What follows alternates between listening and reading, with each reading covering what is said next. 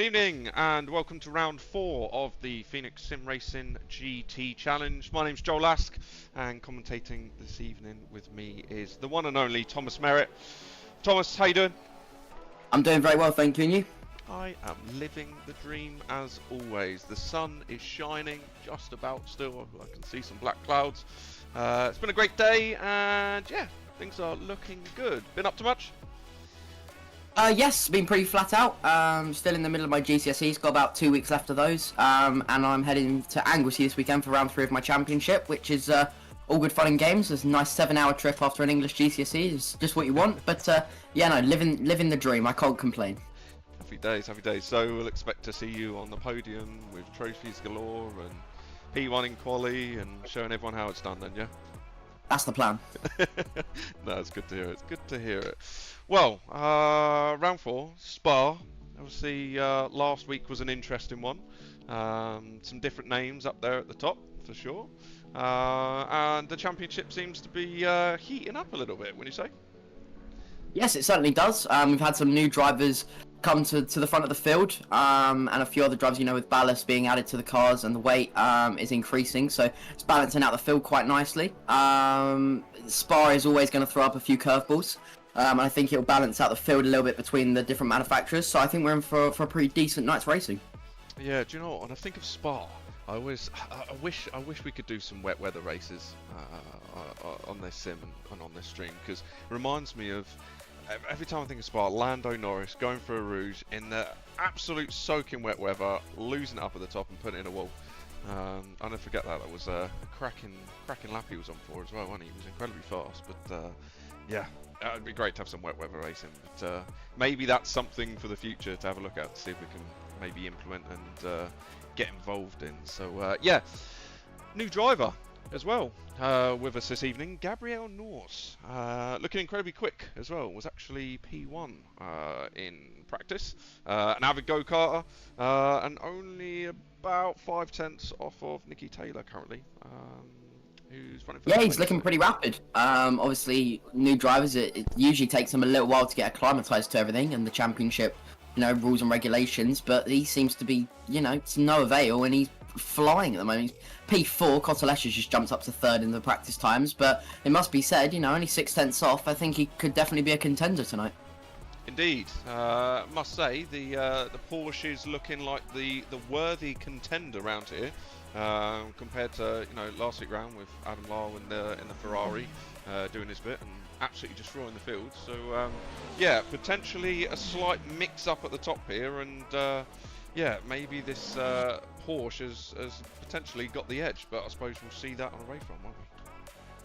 We certainly will. Obviously, qualifying is definitely one thing over 1 lap pace, but the points and the trophies are being won in the 30-minute race. So it's, whatever driver has that best race setup and the best preparation for that will be coming away the best out of everyone. So obviously that's the key for tonight. We've got a few usual names up at the front. Obviously Nicky Taylor leading the way with Nathan Williams in P2 and Cotalesha, interestingly, in P3. Kyle Felvis down in P5, so not really where he wants to be, but I'm sure he'll be working his way up, finding some little bits in the setup here and there. And then obviously Gabriel in P4, which is quite amazing to see. Yeah, definitely. It's interesting to see. It's not just a Porsche lockout at the top.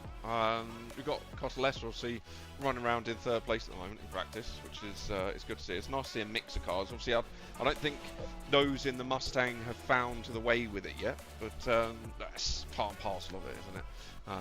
I'm sure they'll come to, but that Mustang has got some straight line speed on it, so you never know. Down straights we might see some feisty overtakes coming through. But let's have a look at the top scorers from round 3, shall we? So as it stands, Adam Lyle with an absolute lockout last week, absolutely dominated. Need 2 seconds up quicker than pretty much anyone else, and did it in true style. So top point scorer for him from last round with Nathan Williams, and one to talk about here, because Nathan Williams has come from starting this championship trying to find his feet, and just some mixed results in the middle, and now running right up there at the top, and doing his bits, and as it currently stands, P2 in the practice time, so doing very well there. And then Casper Gazior in P3, so rounding out the top scorers from round 3 from last week, so doing some incredible stuff. When we have a look at the driver standings then, so as it stands, Nathan Williams leads the championship now, so a turn at the top. Kyle Felvers has been demoted down to P3, Adam Lyles P2. Only 1 point in it between Adam and Nathan, so it'll be interesting to see what happens out of this evening. Lorenzo Contolessa ties with Kyle for P3 with 98 points. Nicky Taylor rounds out the top 5 with 94. Alessandro Catricala, P6 for VPG Sim with 82 points, and then Casper Kukla and Albert Henriksen Bell tying for 7th place with 80 points. Casper Gazior, P9 as privateer with 77, and then Josh Martin rounding out the top 10 with 71. So, still all to play for. Only round 4 of the championship, but yeah, things are going to be hotting up pretty nicely, I would say. I think they certainly will be. Obviously, we are in the middle of this is the middle race of the season. This is the midpoint, so drivers will be wanting to now really put their full focus and attention to this championship and try and gain as many points and just stay consistent, you know, no mistakes, no incidents, to try and pick up those points for the end of the season, and ultimately their goal is to win the championship like everyone. So the time is ticked down to 0-0-0 in practice, so we'll be getting going for qualifying very, very shortly. We will indeed. And big shout out to the YouTube chat. For those that are watching, it's great to have you on board as always. It'd be great to see some comments in the chat and your predictions on who's going to be qualifying on pole and winning the races this evening. Tom, you've already had a mention here. Don't worry about your GCSEs. You don't need them to be in F1. Well, there you go. You've got a fan in Brad Smith. You never know. These things might happen. They certainly might. That is the dream, isn't it? That is the dream. Nice yacht in Monaco. I was going to say we'll have to win the lottery. I did see, was it from the Monaco round that someone had lifted their 1 of 10 McLaren onto their yacht and just proudly displayed that over the weekend, which I thought was fairly interesting. Multi-million-pound thing, absolutely crazy. But what was crazy was how much it costs to moor your yacht in Monaco every day. I think it was something like 60 to 70,000 euros just to moor your yacht there. That's crazy, just for a day. Some people have far too much money.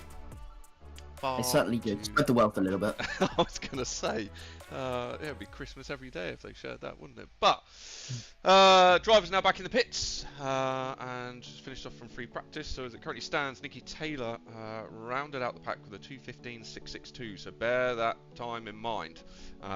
So he's going to be the man on pole and the man that we're going to be looking at, I suppose, for qualifying. But let's have a little flick over as the cars now make their way out of the pits and see what these drivers can do.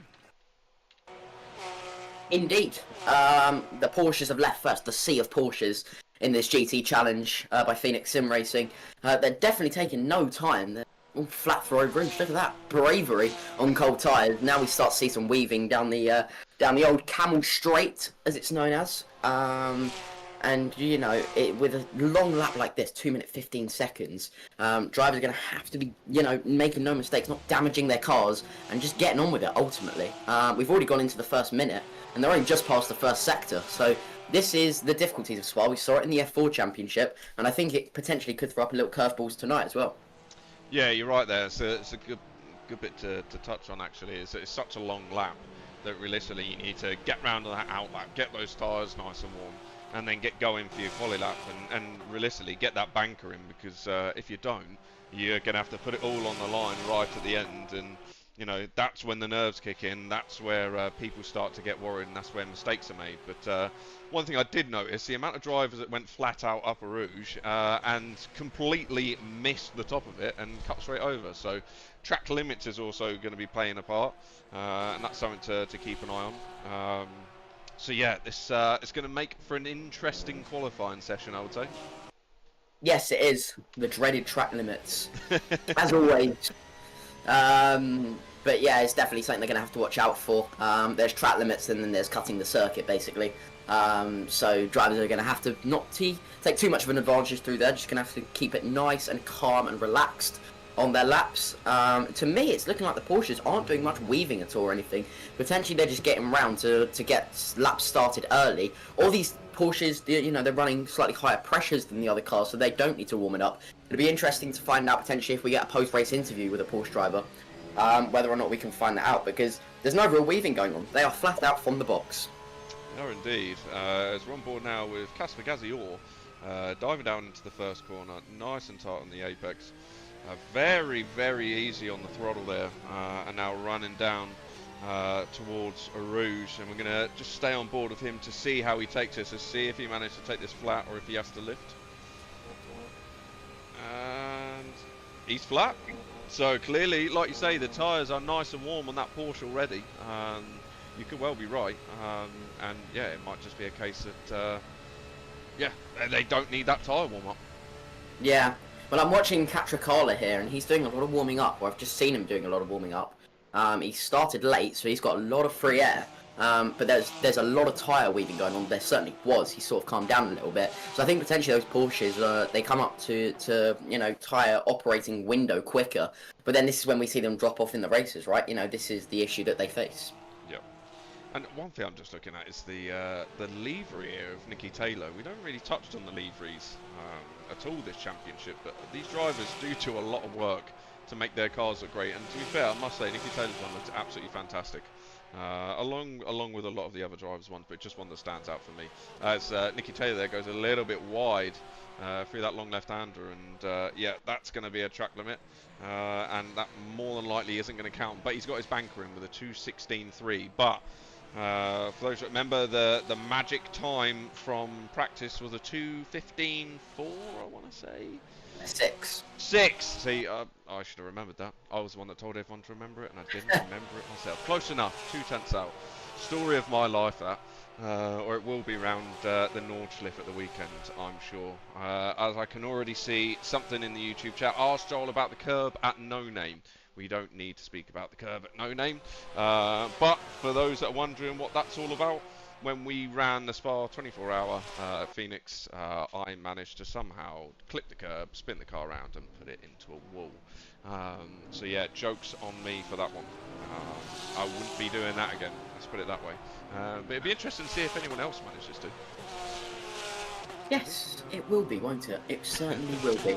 The quickest time now posted by Nathan Williams. He went purple in sector 2, but had a bad sector 3, interestingly. So he's on pole currently with a 16.3, but it's a lot far off. Interestingly, the one person that stood out is Albert Henriksen on a 16.7, only 4/10 off. But he has really jumped off from the midfield of the previous races that he's been in, and he is now there.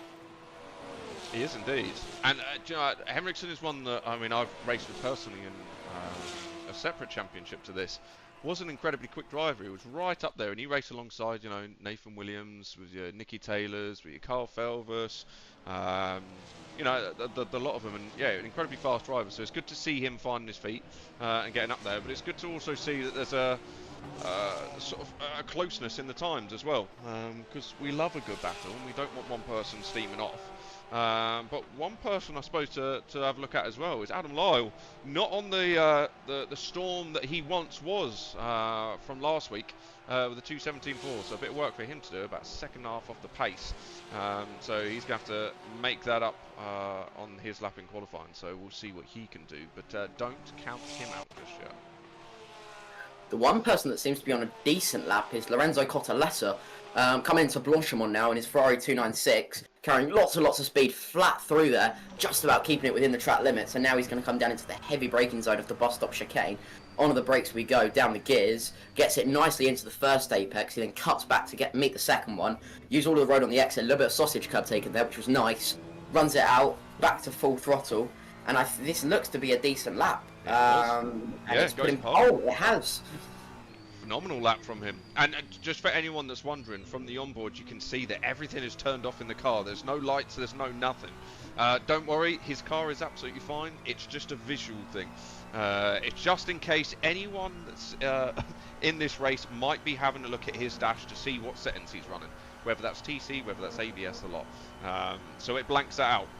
just so no one can see it. That is all.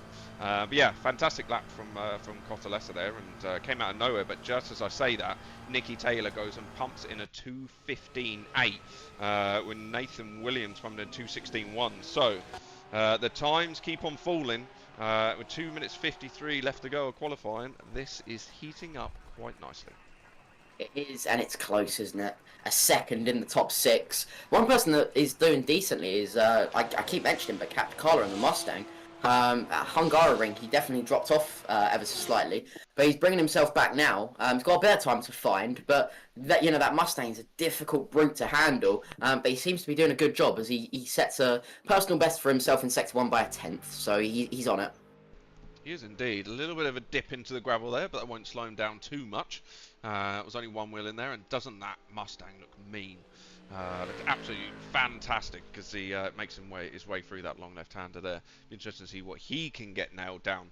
But as it stands, yeah, Nicky Taylor, P1 with a 2:15.870. Nathan Williams in P2 with a 2:16.1. And Cottalessa rounded out top 3 with a 2:16.3. Who's your money on, Thomas?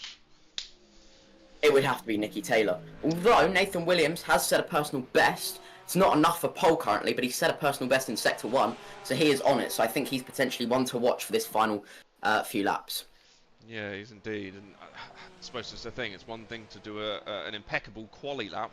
It's another thing to put it down in the race. And with the Porsches and their tyre wear, especially that rear left, always pay attention to that, because that's what all the drivers are struggling with. In the Porsches, it's survival of the fittest. However, if we move back to last week and the performance that Nathan Williams put in, he found something special with that Porsche and managed to keep that hot on the heels of the Ferrari in front of him of Adam Lyle. An absolute stellar performance from him as well. So I'm sure he'll be looking to use his tips and tricks from that, and I'm sure he shared that with his team of HFT, and I'm sure he'll be thinking to himself, I probably shouldn't have shared that trick, because now my teammate, Nicky Taylor, is in front of me by about 3 tenths. And I was about to say, Nicky Taylor, he's gone purple, and he's set another best. He's done a 15.7. He's increased the benchmark again. Nathan Williams goes purple in Sector 3, but it's still 3 tenths. So he's got a nice little buffer at the moment. But whether or not Nathan can improve on this final lap is yet to be seen. Similar with Cottalessa and Gazior behind. Yeah, I mean, I'm not going to say anything in regards to a commentator's curse, because these things happen far too often. But I would say that Nicky Taylor has got this one signed, sealed, delivered, unless someone puts in a stellar lap. As we see a car there going off one of the Porsches. I'm not quite sure who that is. But one thing to mention, Gabriel Norse up to P3 with a 2:16.1. So mixing it right up there with the fast drivers. So absolutely incredible for him on his debut, and I'm sure he'll be dead chuffed with that one. Puts him in a great position for the start of this race. But Carl Felvers down in P7 with a 2:16.8. Now, I'm going to put that down to he's potentially not done as much practice on here, because he's running the Nordschleife 24-hour at the weekend. That is potentially it. Obviously, 2 very, very different sims, very different driving styles, and these require a lot more manhandling through the corners and in their actual driving approach. So, yeah, potentially he's struggling there, but P7 a second off is not too far away, especially considering he's had minimal practice. So, yeah, I think it's still looking, he can fight from that position, but he's got people like Adam Lyle and others as well around him that are pretty rapid. So I think he's got a fight on his hands from the midfield. Yeah, definitely, and look, by looks of things, Nicky Taylor has done what he needed to, so he's now on a cool-down lap. 15.7 is going to be what he's going for. However, just keep an eye here on Nathan Williams. He is lighting up the timing sheet here, about 2 tenths quicker than his lap, so this is going to be right on the edge. If we get this about right, he's predicted for a 2:15.88. So unless he can nail something right on that last corner and absolutely finesse it, I think Nicky's going to have it. But let's find out as we go on board with him now into the last corner, late on the brakes, dives it in, tight on the apex. He's going to hold that throttle, not too early on it, gets it rotated really nicely, power down, and let's see if he's got enough. He doesn't know, the 2:15.9, but it's a cracking time from him as well, and I'm sure he's going to be happy with that, starting P2. And one thing to think about, once you get to the top of a Rouge, if you're P2, that's a cracking draft that you're going to get on the P1 driver. It certainly is. Those Porsches obviously a big aero package on them, so they're very, very beneficial to the aero and the the slipstream he's going to have. So I think you could see a little bit of side-by-side action going into the chicane. Yeah, we will. And actually, it's funny how this played out. Nicky Taylor was going to be our wildcard driver to have an interview with, as long as he didn't get pole, and he's got pole. So that's thrown that one out the window. But yeah, what a cracking lap for him. So Nicky Taylor, pole position here for the first race here at for qualifying for the first race. He hasn't won it just yet, but you never know. Here at the GT Challenge here at Spa, with the 2:15.7, Nathan Williams with the 2:15.928 P2, and then Gabriel Norse, cracking lap from him, and on his debut with a 2:16.124. But how close these times are. So we're going to let these drivers make their way back to the pits now and get themselves ready for the race. We're going to go to a short ad break now, and we'll be speaking to Nicky Taylor right after the ad.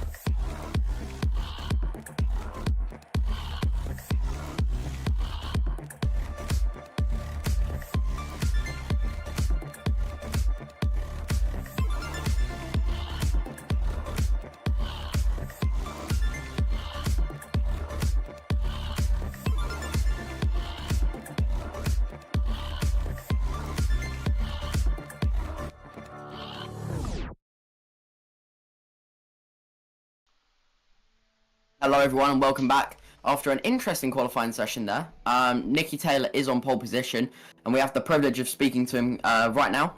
Nicky, I'm going to fire away with the obvious question of how did you find it?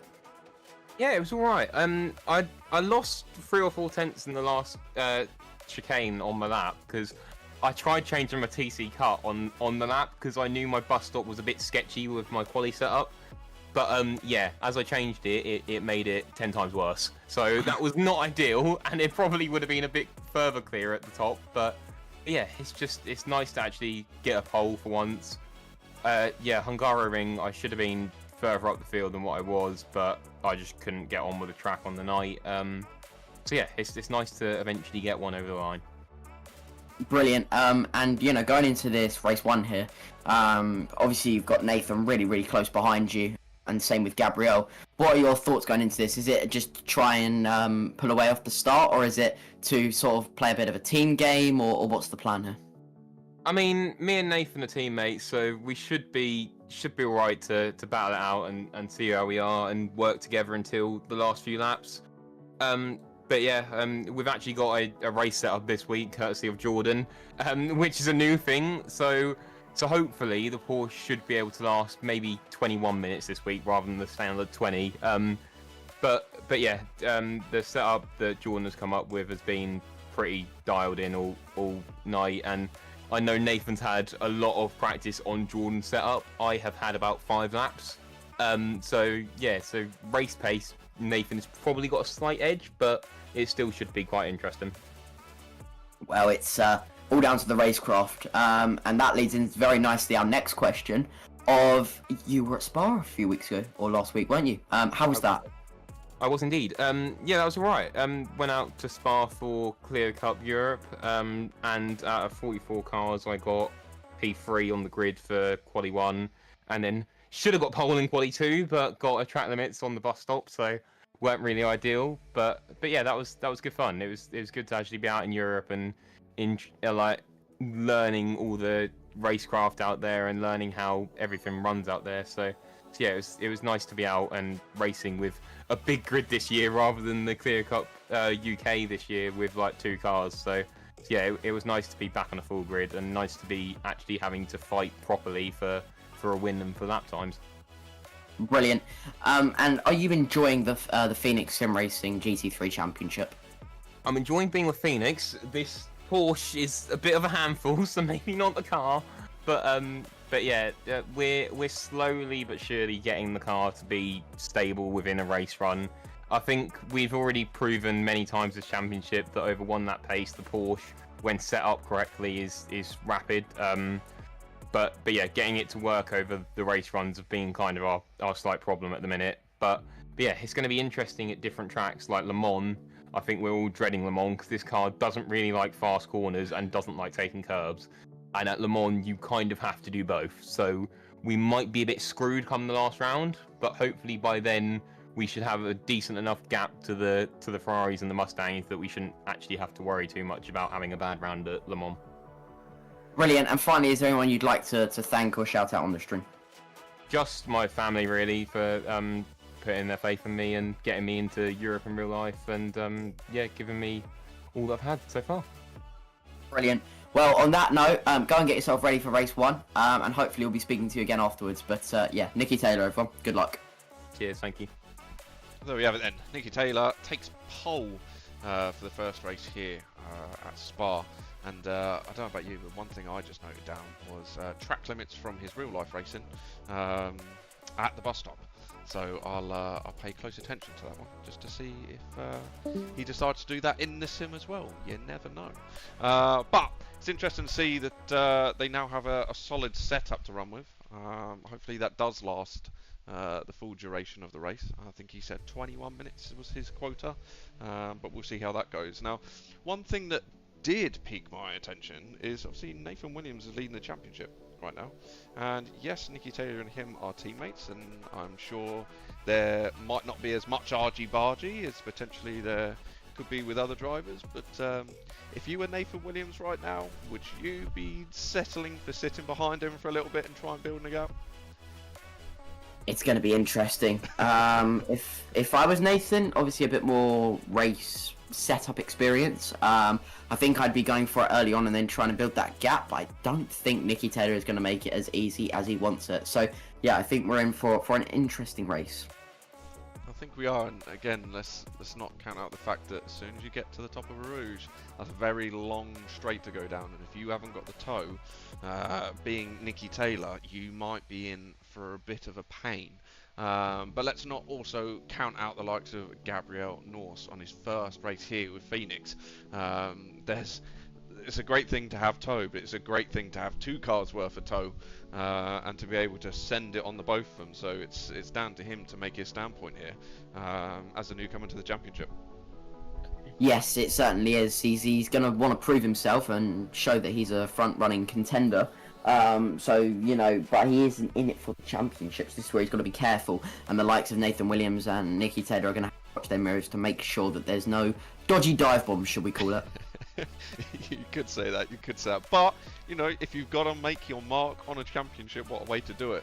By the looks of things, he's an incredibly fast driver as well. So, as it stands, Nicky Taylor starts on pole with Nathan Williams in P2. Gabriel Norse rounds out the top 3. Cotlessa in P4. Gazior in P5. Albert Henriksen-Bell P6. Cole Felvers down in P7, so I'm sure he's going to want to be making some positions up. Adam Lyle coming off the back of an absolutely fantastic round last week, struggling down in P8 in the Ferrari, and then Catricala in P9. Olivia Krzyżanowska rounding out the top 10 with Jordan Taylor, and coincidentally setting up the setup for Nicky Taylor and Nathan Williams, so I'm sure he's going to be kicking himself after that one. Josh Martin down in P12, and after what Josh Martin said to me earlier on today, he hasn't done any laps of practice on this circuit. He jumped on about 20 minutes before the start of the stream and started setting his first lap. So that might be a reason as to why he's down there. Jordan Osborne returns from his hiatus and down in P13 and rounds out the grid. So with 3 minutes left to go, who's your money on, Mr. Merritt? I went a little bit obscure with Catricala last week at Hungaroring. I think it's because of my love and sympathy for the Mustang. I think this time... Do you know what? I'm going to put it on Gabriel. Oh, I knew you were going to say that. I did that. He was my wild card, and I was like, I'm hoping Thomas isn't going to say it. But no, I think that's a strong one. I'm going to go with Nathan Williams. He nearly proved me right last round, and he took it down right to the final lap. And I thought maybe just nip it. I should have put a bet down. No, actually, I shouldn't because he didn't make it. But if he had, well, I'd have been quids in. Yeah, I'm going to go with Nathan Williams. I think he's in a dominant position here, and I think he knows what he needs to do to get this championship, and I'm sure leading it, that's given him a bit of a boost to go, actually, you know what, let's go for it and see what we can do, because at the end of the day, there's prizes at hand. 100%. And this is all what we want, right? We all want prizes. It's always lovely. And Nathan obviously proving himself in the real world as well. Thriving, it must be said. He was at Snetterton last weekend, and you know, the pole position or second, and a few wins and some podiums, and it was just fantastic to see. And he's definitely got some pace behind the wheel of a race car. So yeah, I think you potentially could be right on your bet. Well, let's hope so. But what is great to see is there are a number of drivers coming in and joining this league from real life racing and enjoying themselves on the sim as well, and mixing it up with a number of sim racing drivers as well. So everyone is welcome here at Phoenix. So if there's anyone watching on YouTube right now and wants to get involved, head over to the Phoenix Sim Racing Discord. All the links are in the description below, and we will look forward to seeing you in any future championships that we are running. Minute left to go. Thomas, as always, I'm going to let you kickstart it off. Over to you. Fantastic. I can't wait. That means we'll be getting honours later. It all balances itself out. We're definitely on for a good race one here at Spa for round 4. Can't believe we're saying round 4. Crazy, it's got very, very late on in the season, hasn't it? Already. Time flies when you're having fun. Nicky Taylor lands up on P1, as we've already said before, with Nathan Williams alongside in P2, and Gabriel, my bet, in P3. Newcomer to the championship, looking like he's got some strong pace, you know, 4 tenths off, I think it was, 3 tenths off. Yep. He is flying, and if he can stay with these front runners, stay in the tow, I think he could be in with a shout. Cottalessa bringing up the Ferrari, and then Casper behind will be wanting to push his way forward. Albert in a really strong P6, and then Kyle, obviously, as we mentioned, down in P7, which is not ideal for him, but he will be definitely pushing his way forward. So the lights will be coming on any minute now. We see them illuminate, and very, very quickly we will go to 1 light, 2 light, 3, 4, 5, and finally the 6th light will illuminate before they are out, and we are racing here at Spa. Nicky Taylor with a very, very good start. Nathan Williams chopping Gabriel off behind. Gabriel looks to the inside, though. He brakes late. He goes down the inside of Nathan. There is no contact, so he's proving he has definitely got the racecraft that he needs. Nathan on the wide line gets the drive off of the corner. Cottalessa following in close pursuit with Casper. There is a spinner in the background. I'm not quite sure. It was Carl Felvis. Definitely not what he needs. Oh, it's been a mare. It's been a mare. Nathan Williams, as we mentioned, with the tow, he's using all of those track limits. Look at the amount of drivers going. Fantastic sight to see. Nathan, as we mentioned, with the tow, he's going to pull to the outside going into the chicane. He's going to have the overlap. He's going to have the speed. Is Nicky going to back off? Of course he's not. We're all racing drivers. Nicky Taylor breaks late on the inside. Nathan on the outside. They give the room. There's contact. Nathan goes round. Oh, there's lots of spinners. Everyone's gone round. Oh, it's carnage. It's carnage. And with all of that, I'm going to let you pass over because I've already lost it. I don't know where to look, to be honest, but we did say this. Although I'm going to say that Nathan Williams was my bet, Gabriel Norse is now leading the pack. But we did say, look, it's one of these. They are teammates, but Nathan's leading the championship. 2 don't go into 1. Almost reminds me of a sort of Max Verstappen, George Russell-esque moment there.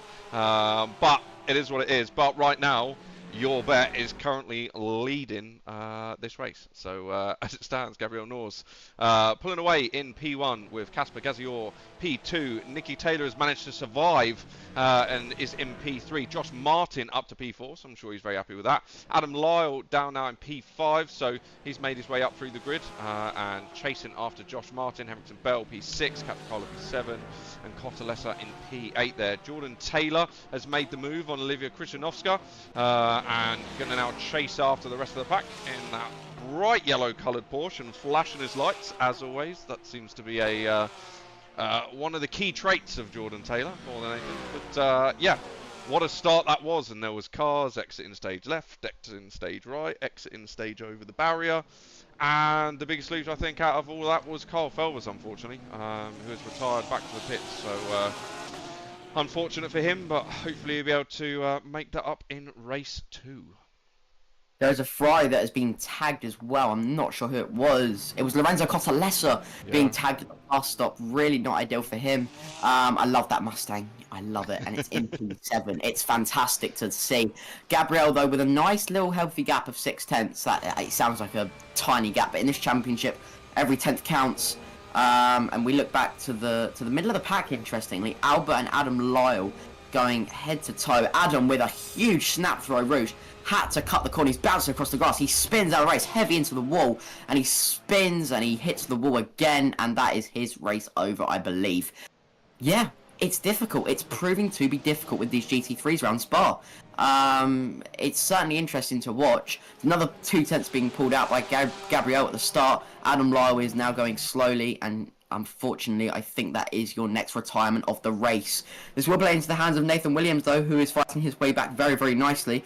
And yeah, we're on for a fight. He's down the inside of Olivia. Olivia gives the room, potentially a little bit too much room there. A little bit generous, running it around the outside. She hasn't got the exit, and Nathan Williams slips on through. Good move there. Nice, fair and clean. Although I say she gave too much room, there was no contact made. So it's fantastic to see some nice, clean racing. Yeah, and I think that for Olivia, I think she probably knows that Nathan, you know, a front-running driver, and it's not to say that Olivia isn't a front-run driver, but Nathan's got a hell of a lot of pace, and I just don't think that Nathan's, you know, her fight right now. I think for her it's climbing her way up the field and chasing, you know, the likes of Jordan Taylor and Capricola in front. Now, has this whole facade at the start between Nathan Williams and Nikki Taylor started a little rift? I'm not like, you know, sort of preempting anything here, but is that sort of the start of something now of, you know, right, elbows out now, we might be teammates, but after that it's anyone's to sort of go for? Because obviously Nikki Taylor's the one that survived out of this. He's up in P3 chasing down Gazior, and I think it's potentially only a matter of time now before he catches onto the back of him and goes for the overtake, and I think we'll probably see that through a rouge as we go on board with Nikki now. But Gabriel Norse, you know, holding his own up in front, not disappearing away though. Gazior going wide, and that's exactly what Nikki needs to dive up the inside. However, two do not go into one up a rouge, and let's see if who is the last of the. I was going to say the late breakers, but it's not. It's who's going to keep it pinned, and actually Nikki Taylor is the one that kept it pinned. Gazior backs out, and Nikki's going to start chasing now after Gabriel. But by doing that, is Gazior close enough to get the toe and take him down the straight? I think he's a little bit too far back, but what this has made me is very nervous, because now Gabriel, my bet, is under pressure from your pole sitter, and there's only a gap of 0.6, so the battle is on. Looking a little bit further down the field, Nathan Williams recovering nicely to P8. That's a very nice recovery for him. And Cotalessa down in P10, setting a purple sector 1. So these key contenders that have been taken out at the start are pushing their way back, and this is what we love to see. You know, half an hour races, and the drivers are able to fight their way back, and they have the time to do so.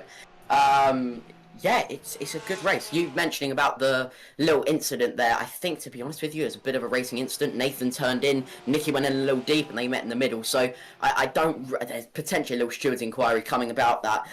But when you mentioned about a few burnt bridges, I think there'll be a few, but we're all racing here at the end of the day, and they are teammates, so I think something can be potentially worked out. If it was round 8 and the final race, and that was a champion deciding move, then maybe not so much, but in the middle of the championship, this is you know what it is basically. Do you know what though, how good would it be to see like a Hamilton-Rosberg sort of battle for the championship between the two of them. Now that would be something. That would be pretty awesome. It would be pretty awesome. We can only hope. We can only hope. But as it stands, Nicky Taylor about 8.5 tenths away from Gabriel Norris, and you've got to say, on his debut, Gabriel is pulling an absolute blinder. And as your bet, you should have put one down, because I think you may well be quids in. However, 23 minutes left to go of this race. It feels like we're already 3/4 of the way through, yet we're not. We're about 2 or 3 laps in, so it's crazy. This incredibly long laps, but there's so much that's gone on in these past few minutes that, yeah, it just seems like an eternity already. So, looking back through the field here, Gazior 1.5 seconds off, then Josh Martin down as P4. Catricala is now pitted in the Mustang. Your favourite Mustang is in the pits. There is a sea of cars in the pits right now. It's just goes to show this is not the easiest of tracks for a lot of these drivers. And it makes you wonder, maybe that setup wasn't right for absolutely everyone. But, you know, if this was me and I was struggling hanging around at the back here, think about the reverse grid race. If you continue on the track, doesn't matter if you come last, you'll start in pole for the reverse grid race, which puts you in a great position. So, you know, I would say don't pit and just keep plodding around, get some laps in, get a feel for it, and go for it race 2. Indeed. Now I'm nervous. Nicky Taylor closing up onto the back of Gabriel here. And I think it's only a matter of time before we see a bit of side-by-side action. Whether or not he can get the move done is another question. But the Porsches at the front, I believe, are going to start going at it pretty soon. Nicky Taylor has gone quicker than Gabriel. They're in the same 10th, but he was quicker. And you see him opening up the track there a little bit more than Gabriel, carrying a bit more minimum speed through these corners, being a little bit more disciplined at the apex. And all the while this is happening, the gap is coming down. Gabriel, though, is still holding his own, making no mistakes so far. And as a newcomer to the championship, it's great to see. It's great to see new names at the front. It is, and he's clean and consistent. He's not been in any trouble. He's driving that Porsche nicely. You can't see any flicks of the rear or anything like that, or he does go a little bit wide there. This commentator's curse, it really is. I shouldn't have said it, but this is your bet. So Nicky with a flash of the lights, and he's now right up onto the bumper of Gabriel. Let's see what Nicky can do here as he swims straight up the inside. Says thank you very much, I'll take that. Runs right out wide though, and actually track limits there. Runs off the track to continue that, but Gabriel now going to be tucking right onto the back of him, and if he can make it stick, and Nicky Taylor getting it very sideways through the second to last corner there, can Gabriel stick onto the back of him and go for another move down the straight? Potentially, but Nicky with that pace, if he can get the toe here and get back past him, that is what he needs, because I think if Nicky's left too long in the lead, he is just going to build that gap. And very quickly, he's going to come out of the toe, and then it's going to be battle over. But here we go, down the straight, down the hill into Eau Rouge. Gabriel very much in the toe of the car in front. He keeps it pinned through Eau Rouge. He's a little bit more nicer through there. He's got the drive, and now he slots into the toe. This is where all the free time is going to be coming. 20 minutes left. Nicky Taylor goes to the inside to try and break the toe. Gabriel is gaining. He's not quite close enough. But the gap has come down, which is good to see. They both set a 39.6. Gabriel slightly quicker. The gap is still 4 tenths. And he's had a big sideways moment there. This is just allowing Nicky Taylor to get away. But, you know, 20 minutes left. Nicky Taylor has had a few little mistakes this season. So it'd be interesting to see if he can, with this new setup, keep it a little bit more consistent. There's only one thing I'm just thinking here with Nicky is that he's... compared to Gabriel, as you see Gabriel getting it a little bit sideways now, is that Nicky's had a couple of races with this Porsche. He knows how these tyres react and how quickly they go off. Whereas Gabriel, this is almost like a baptism of fire for him, and he's learning every lap that he's going round. So he's doing incredibly well as he is now in P2, but I think it's going to be down to him to understand this car and how it feels. Like you say, both drivers were pretty much on par in terms of lap times. It was just a small mistake from Gabriel that sort of left him vulnerable to Nicky to then take him. And that was it. Aside from that, they were pretty much matching each other for pace. So, you know, it's not over yet. There's still 18.5 minutes left of this race to go. Although Gazior is now closing up onto the back of Gabriel. One thing that's gone under the radar is Josh Martin. He's currently getting overtaken by Nathan Williams, up in P6.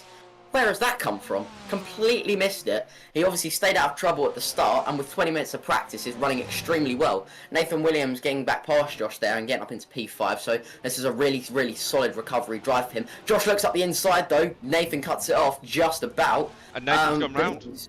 Oh. They didn't touch, No. But Nathan did go round. Almost sort of like an exact replica of what Nicky did, and Nicky managed to hold it, but Nathan went round just on that curb. The Porsche just does not seem to like it whatsoever, and that's now dropped him down to P7. Josh Martin back up to P5 in that in the Ferrari, so doing an incredible job there. One thing we haven't paid attention to is Jordan Taylor has DNF'd, so he is out now as well. So this is now survival of the fittest. It's last man or woman standing on the track. And to speak about it as well, Olivia Krzyżanowska up into P8, doing an incredible job. Just picking our way through, keeping out of trouble, doing exactly what she needs to do to bank some valuable points. Indeed. Casper Gazio has had to cut the chicane there, and that's lost him all the time.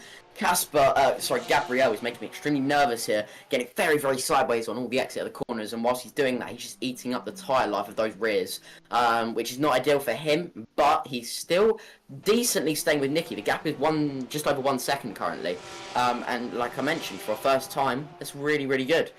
Really good to see. He's gone quicker than Nicky, interesting, in the first sector, so I think his car's maybe a little less downforce, a little less aero, so he's quicker on the straights, but maybe struggles a little bit in sectors 2 and 3. But yeah, even so, he's doing an incredible job here. Really, really good to see.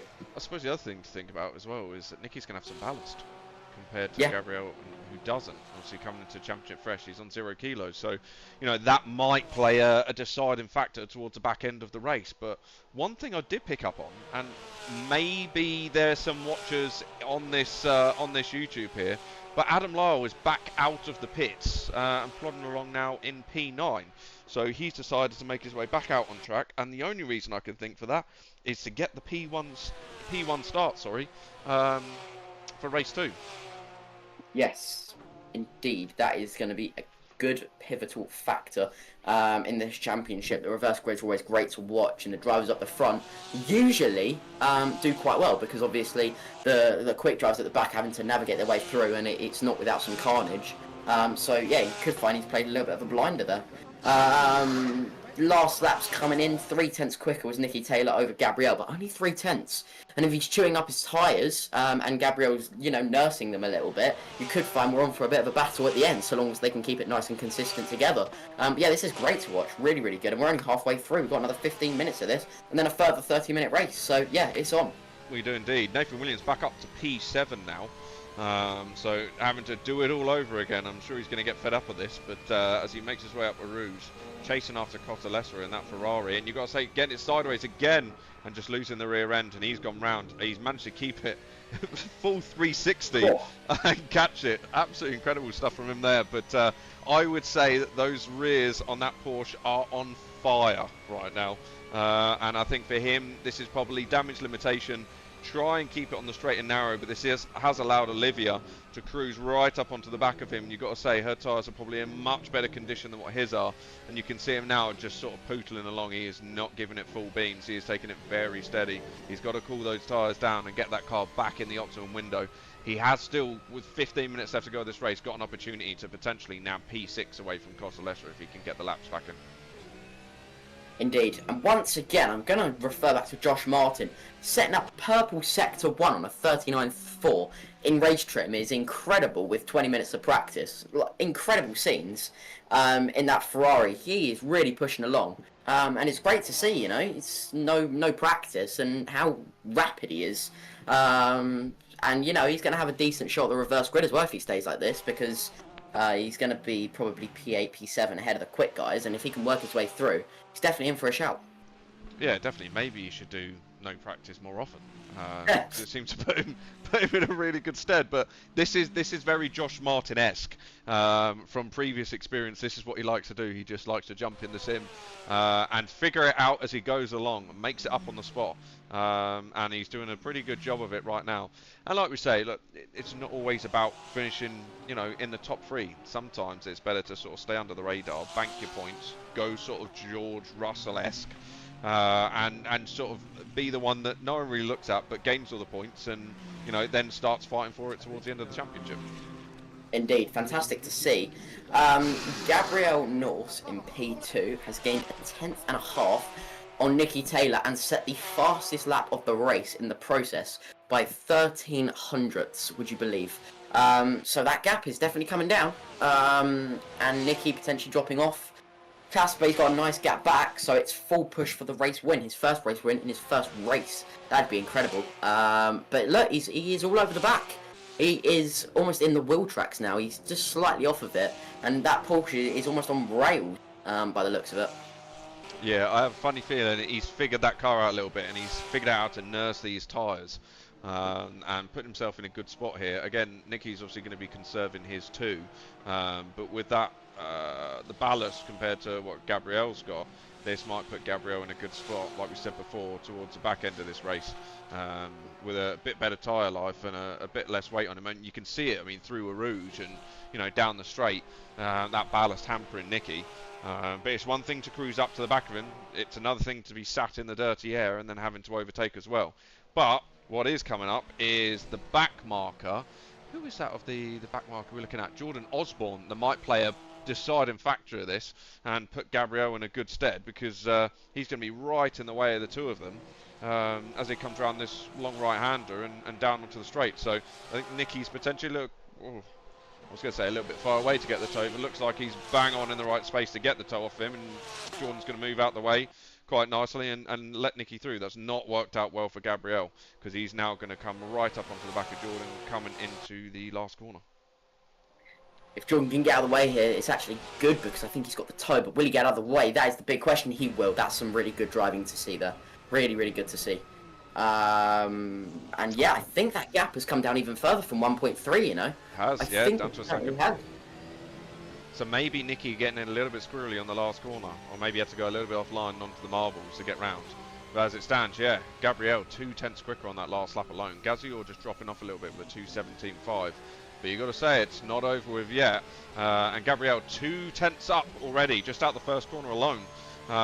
So it seems to be a battle of these two drivers right now. Everyone else seems to be sort of plodding along quite nicely, but it's really going to be down to these two with 11 minutes left to go of this race as to who's going to take the win. And again, still 2/10 up for a Rouge, and Gabrielle just with more pace down that straight. You can see him visibly closing in on the back of Nicky Taylor. I think it's only a matter of time before these two suddenly start bunching up and start getting involved. Yeah, that's mental, isn't it? 3/10 with a purple sector 1 for Gabrielle there. He is flying. Could I have played a blinder? Could I just? Maybe. I'm not. I might commentator's curse it for you. You never know. Ruin it.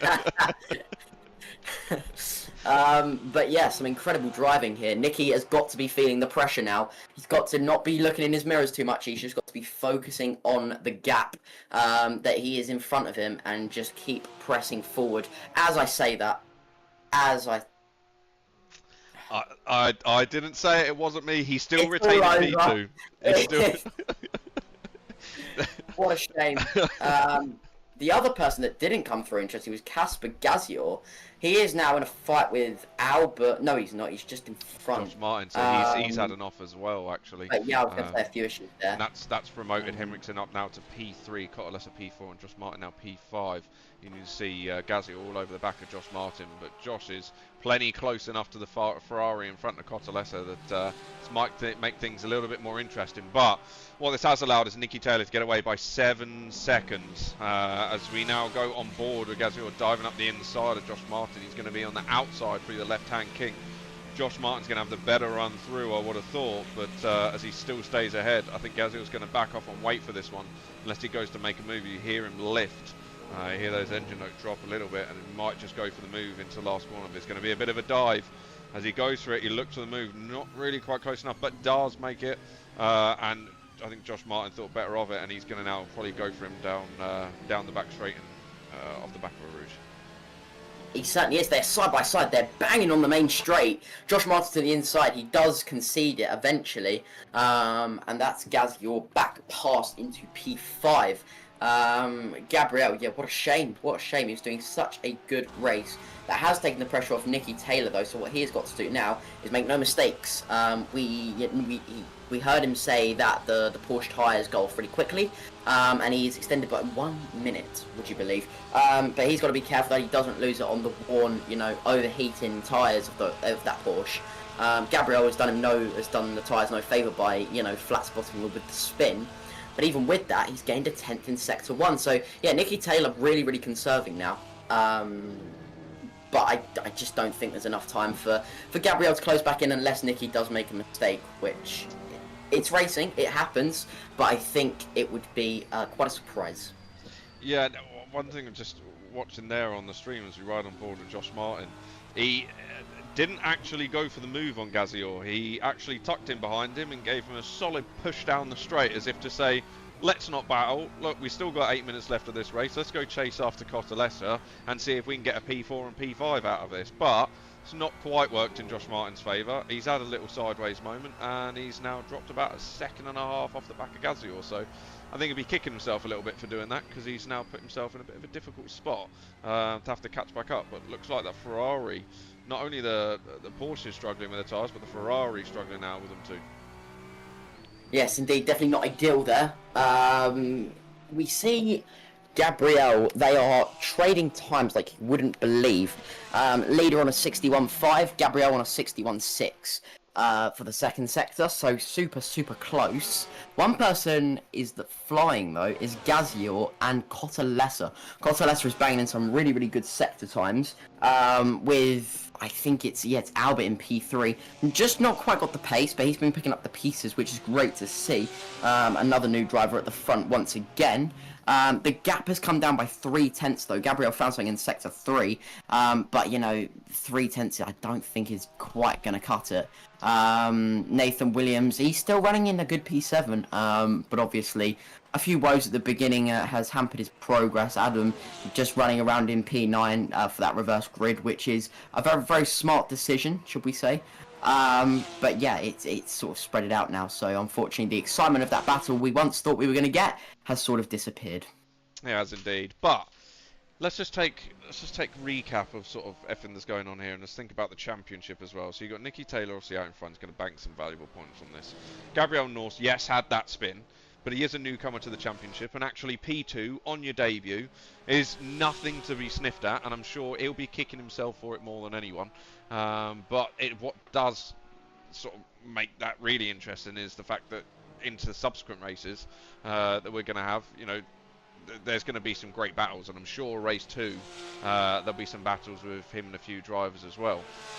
Nathan Williams obviously P7, only about 2 seconds off the back of Josh Martin now, so he may well, by looks things, be able to catch up just onto the back of him. Whether he's going to be able to overtake with us about 5.5 minutes left to go, we do not know, but we shall see. But for him now, I think it's bank these points. You're going to get a few points for P7, but actually he's going to be in a really favourable position for race 2 to gain the points that he needs. Realistically, he's fighting against Adam Lyle in the championship right now. So that's one to pay attention to. And also Carl Felvis, who's out of the race. So actually not all bad for Nathan right now. As bad as it is that he's had his couple of spins, he's still in a very good place. Yeah, he is. P7, it's not the end of the world. Like you mentioned, especially with some key championship contenders out, could you say? Like your Carl Felvises and your Adam Lyles down there. And Jordan Taylor's not ideal for them, but it has sort of saved Nathan Williams with that little incident. Gabriel Norse in P2 has picked up the pace this lap. He has closed another 4/10, so the gap is down to 7.3. Albert running some good laps as well in P3, but yeah, like we mentioned, it's just a little bit too far, unfortunately. The battle that is heating up, though, is Casper Gazior and Lorenzo Cotalessa. 9/10 separates them, and this is a battle for P4, one off the podium, but, still crucial points for the championship, so I'd be interested to see how these guys handle it. Yeah, and just one thing I'm just looking at the second, Nathan Williams 2 seconds quicker on that last lap than Josh Martin, which would say to me that he is going to be right on the back of Josh Martin by the end of this lap. If not sort of halfway through it, and I'm sure that'll be a welcomed P6 for him. Another thing to mention, Adam Lyle, 2 seconds off.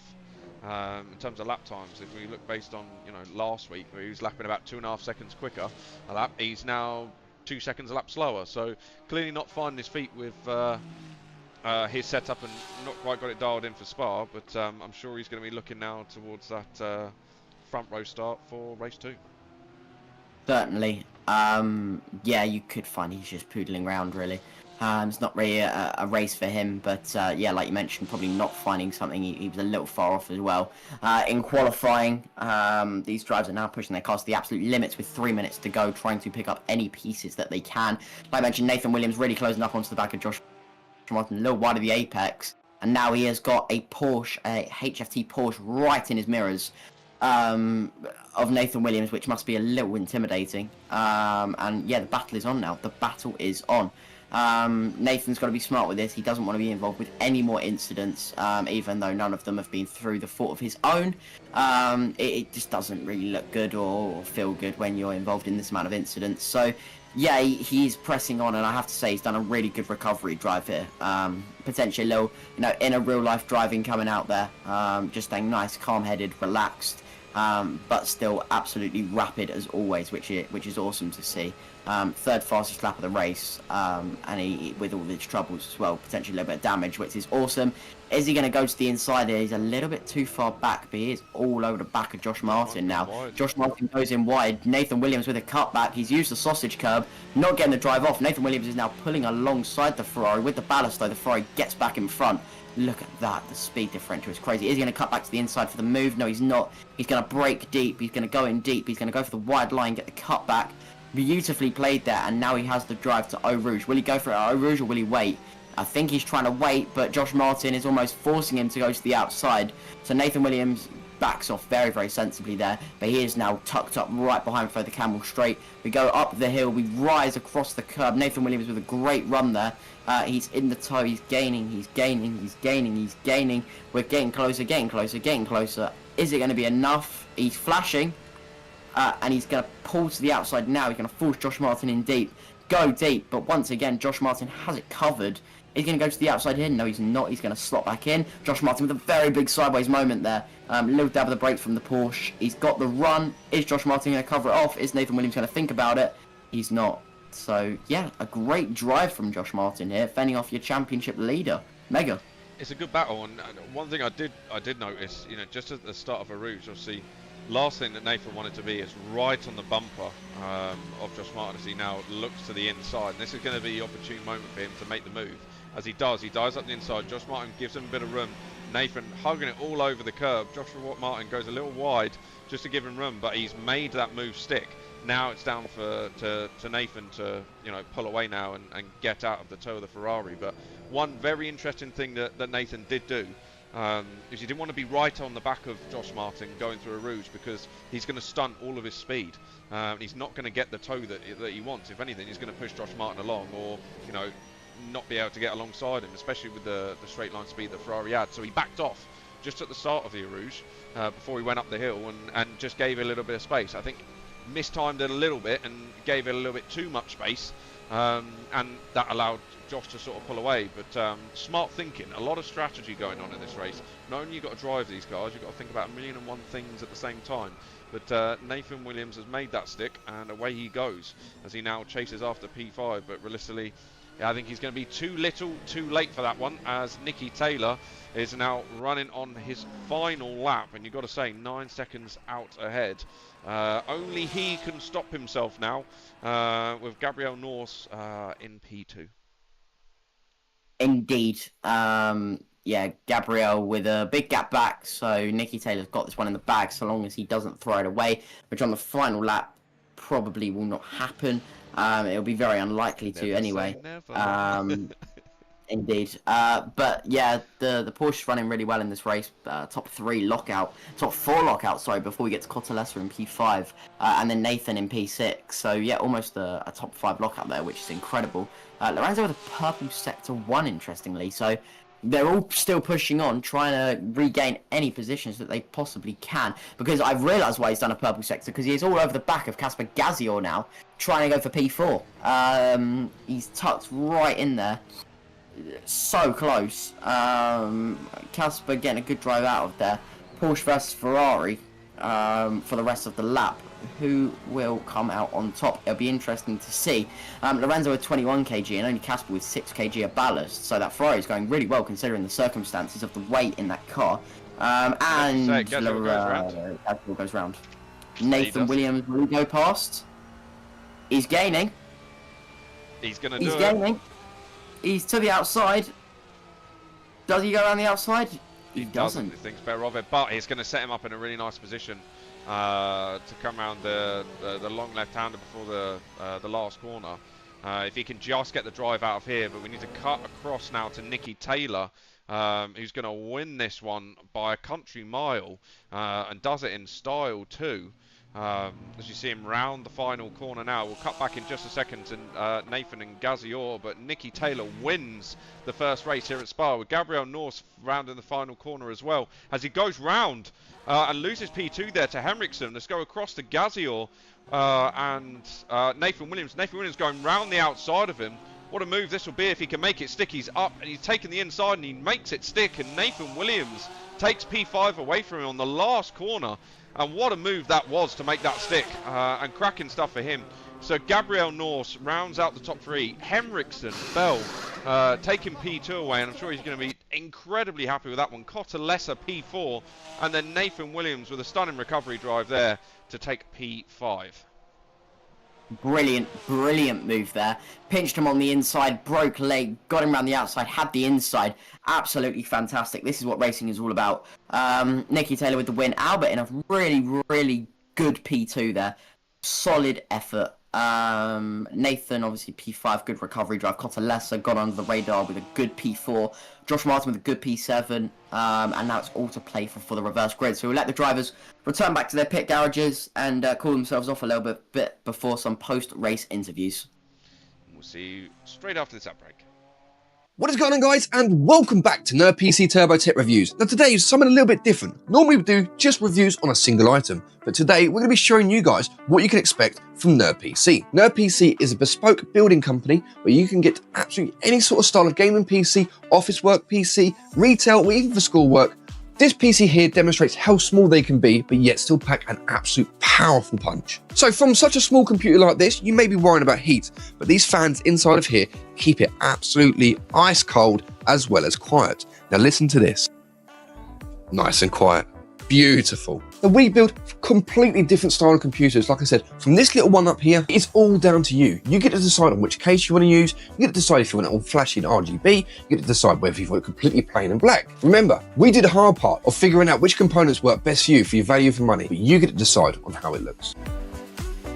If you're after something that's in your face, some bright and powerful as this. So this build here is in a Gigabyte C102 glass Arctic Ice case with 320mm Cooler Master fans at the front, 360mm all-in-one cooler at the top. This full white ice build does look insane, and I can assure you, you will not be disappointed. So if you're on the market for a brand new shining gaming computer, or if you want a computer for home use, retail, or office work, it's completely down to you. We just make it happen. So if you haven't done already, go and head over to the website at www.nerdpc.co.uk, have a browse through, see what's on there, or drop us a message directly on Facebook, and we'll do our absolute best to make it happen for you. Thank you so much for watching, guys. I really do appreciate it. And if you are new to the channel, don't forget to hit that subscribe button. And if you did enjoy this video, hit the like for me, and I'll catch you guys in the next one. Bye!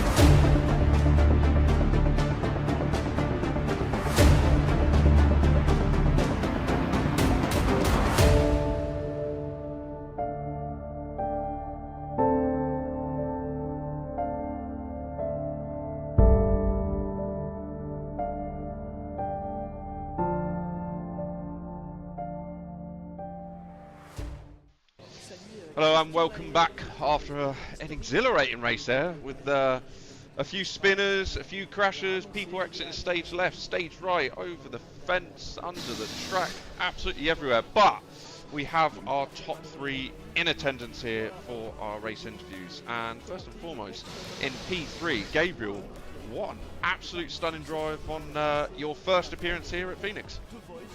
That's alright. When I saw Nathan on that one, I was thinking, and then, yeah, I was in the lead for a bit, and after that I kind of just had a mare and spun.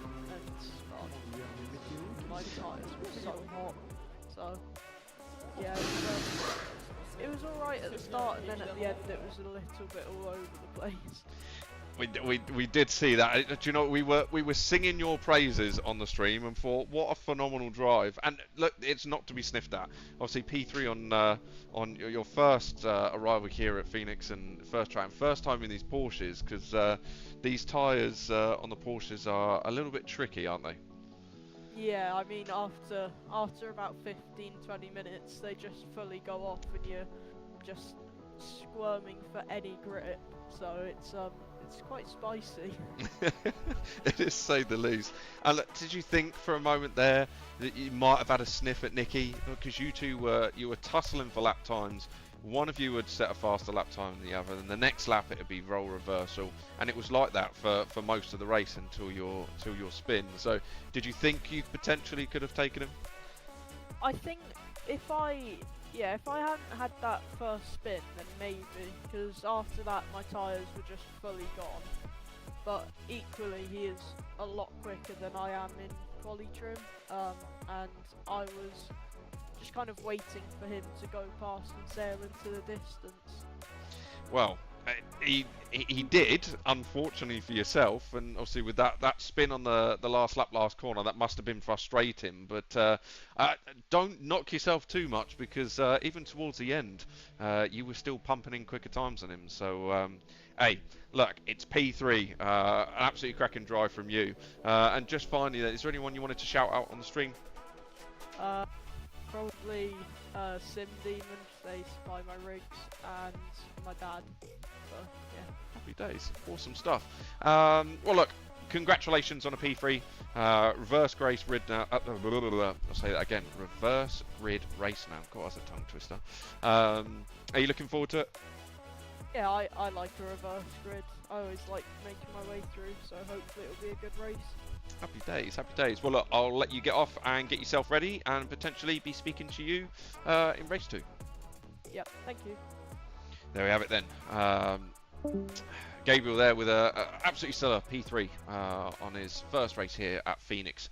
As we move on now to Thomas Merritt to take second place interview. Well, hello everyone, and welcome back. I am back. Unfortunately, you have to hear my voice once more. But I'm going to be interviewing Albert. What a drive. P2. Almost looked like you were picking up the pieces and staying consistent of other people's misfortunes, which is sometimes the ideal scenario. Walk us through how that was on your end. It's quite good. There was somehow managed to work my way through the incident in lap 1, but I'm not sure how you pronounce it, with Nicky and Nathan. Then just slowly worked my way up. And whenever I caught up to someone, they rather fortunately decided they didn't want to be on the track anymore. So it was quite good timing. I mean, it was one thing I would like to say was it was a fantastic drive from Gabriel on debut. I'm just absolutely gutted for him about the far corner. Indeed, it was certainly unfortunate, especially on our end as well. But obviously, yourself, you managed to stay nice and consistent. How are you finding the Porsche round here? Is it a nice experience, or is it slightly on edge? It's strange. Personally, I'm finding it better than any of the other tracks we've been visiting. This could be due to anything like, well, how the track actually flows. There are less lower speed corners in comparison to some other circuits, or it could be the absolutely magical setup work that Jordan Taylor has done. So. Brilliant. And finally, is there anyone you'd like to thank on the stream? Probably my father, and yeah, Jordan. That's a lovely setup. Fantastic. Well, thank you for your time, and good luck for the reverse grid race. Stay out of trouble like you did once more, and maybe we'll be speaking to you once again. There we go then. Stellar drive from Albert Henriksen Bell, P2, and picking up the pieces and some well-deserved points too. As we move across now to our race winner, Nikki. Talk us through it. How was it? Finally, it's literally like the one race I've had no spins and I'm winning. So yeah, over the moon with it. To be fair, the car Jordan setup has sorted out the issues to an extent. Like I managed to get 25 minutes this week before the car turned into an ice rink. But yeah, we had a few hairy moments. I think going into the Fagneys, or however you say it, after Pouon, that chicane. Yeah, that was lethal. And to be fair, the bus stop as well. Both of them near the end of the race were kind of just survival, not going through them with any speed. But yeah, the race was good overall. I mean, I tried to avoid hitting Nathan where we did, but I think just the nature of Lacombe, I went on the inside. He tried to defend it a bit. I tried to back out, and as the nature of the corner comes round, we just kind of tangled and he went round. So I do apologise to him, but as I've said to him on a message, there's not really much more I could have done. But yeah, the race was decent overall. No, we were talking about this on the stream, you know, when it happened, and we wondered if this was going to turn into like a Hamilton-Rosberg-esque battle, like it did for the championship back in the day. And you know, we see that both of you are obviously teammates, obviously working together, but something like that happening on the first lap, I'm sure both of you were spitting feathers at it. Luckily you came off the better, and Nathan did have a stellar drive to bring himself back up into the mix, so he would have banked some good points. But just how hard is that, you know, when you're tussling with a teammate, to make sure that you don't collide in situations like that? Yeah, I mean, it's incredibly hard because the whole reason why he was so close to me into that chicane in the first place is I tried to go flat for a Rouge on the first lap, and my car nearly exited stage right very, very quickly. So he got a major run on me, and then it kind of was just two cars into a bit of track that is tight in like a Clio, say, but in these GT cars, with the smallest bit of contact, you just go round, and there was nothing malicious in it. And I hope Nathan realises there was nothing malicious in it, and that I wouldn't have done it if I could have avoided it. But it's one of them things. If anything, Nathan's got a better place to start in the reverse grid, so he's probably going to win this one by quite a margin, because he is quite quick round here. But yeah, the car for us is just there's still a bit of a learning curve, and we're still getting to learn how to set it up. And what Jordan's done this week, I think, has made it a lot more enjoyable to drive over a race stint. It's still not fully there, but it's enjoyable enough that we don't have to keep spinning 24/7 now. Definitely, and it might be worth you tapping Jordan on the shoulder and saying, Jordan, it might be worth running that setup that you so kindly set up for all of us, because he bailed himself out into a wall, I think, partway through the race. So maybe he wasn't running that all gifted setup that you all were. But no, big congratulations on the win, and I'll let you get ready for race 2. Thank you. Cheers. Cool, there we have it then. That rounds out our top 3. Nicky Taylor taking the win and putting himself in a great position for the championship and gaining some much needed points for sure. So, as it now spins round, obviously reverse grid race. This is the all exciting one that we now lead into. Jordan Osborne lining up on pole. Adam Lyle in P2, Olivia Krzyzewska in P3. Josh Martin, P4, and Gazior rounds out the top 5. Nathan Williams, as we spoke about, starting P6, so right up there, and in with a shout to gain some valuable points that he'll need for the championship.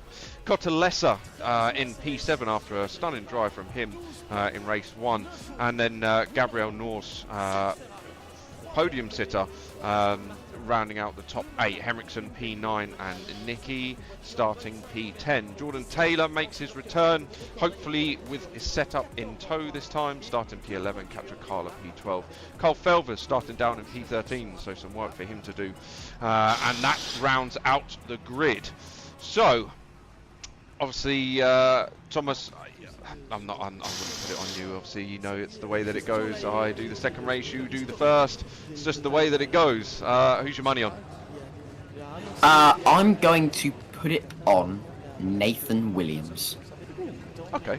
All right. I'm going to do the switch first and say it's going to be Gabriel. Interesting.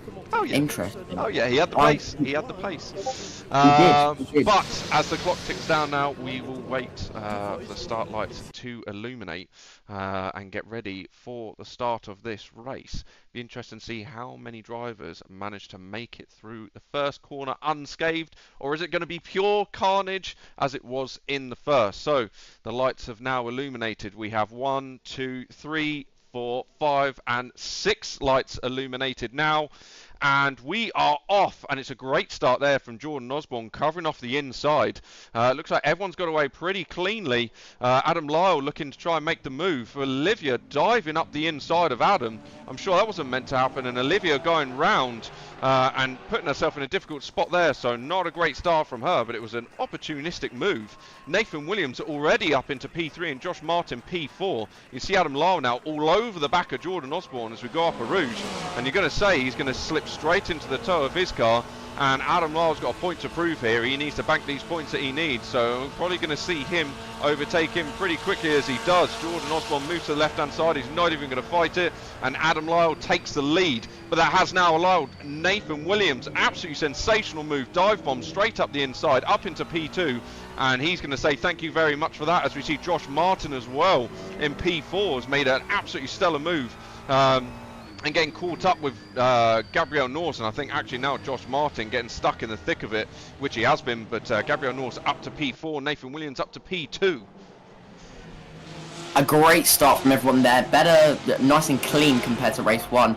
I'm just watching sort of the back of the field at the moment, the skirmish, if you will. A sea of Porsches to the inside on the poor Ferrari that's hung out to dry, nothing you can do there. The big Mustang looming in the mirrors as well.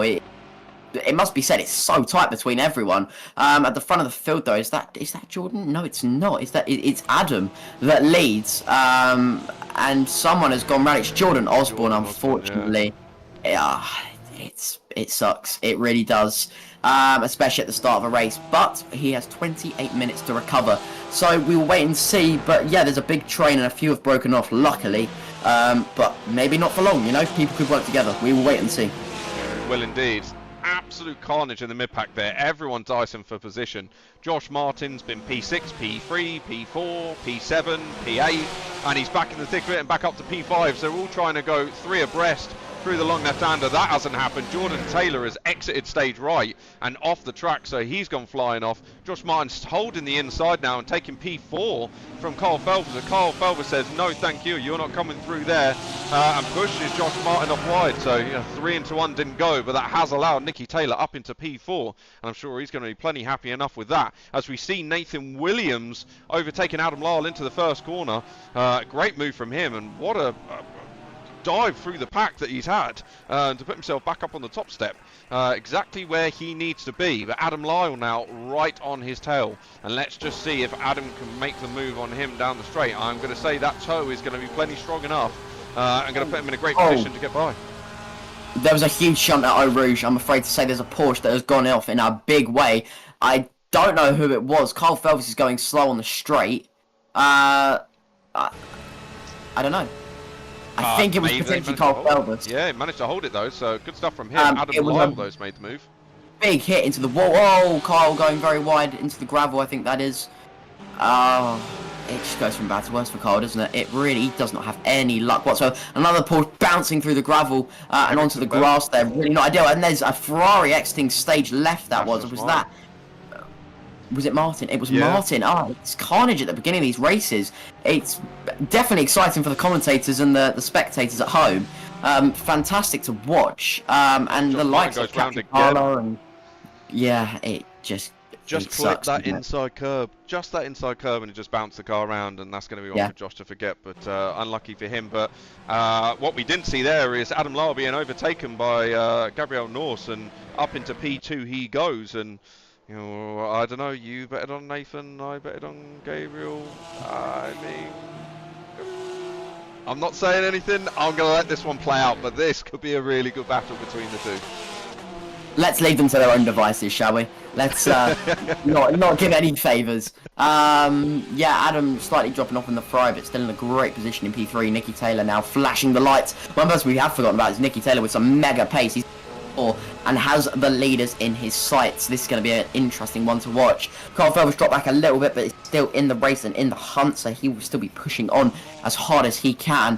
But look at this, Gabriel is all over the back of Nathan Williams. Nathan Williams really extending the circuit there to lengths that we have not seen before. Nicky Taylor is now in the mirrors of Adam Lyle, so I think there's potentially a Porsche 123 coming quite quickly.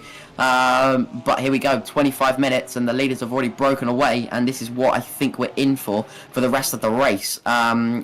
Great to watch, mega scenes. Now Carl Felvis working his way back through, trying to overtake Alessandro Catracala for P7, which is good to see. Good battles going on up and down the field. But yeah, Nicky Taylor potentially struggling with a bit of ballast there. Adam Lyle, though, with 27 kg, that's a lot more and a lot worse. And he is, it has to be said, staying with the Porsches. He is staying with them. But there's a little battle going on in the background. I think that's Gazior and Cottalessa. Yes, it is. Cottalessa darts back to the inside, breaks late on the inside. Nice move complete there. He's in a little deep, though, so now this is going to give Gazior the chance to pay the favour back. He's going to go for that wide line, try and cut back to the inside. He's gone very sideways, says Cottalessa. This has allowed the Porsche to get up alongside him on the outside. He's going to go in deep. He's going to turn in. Cottalessa's going to say no thank you. He's going to run his Ferrari out a little bit wide and block past him. Carl Felvis has made the move on Catracala. Now he is up into P7.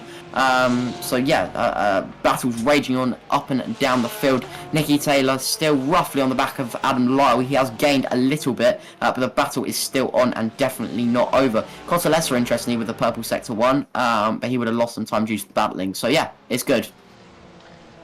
There's not even any room to breathe. And this is great. This is what we want. This is what we want.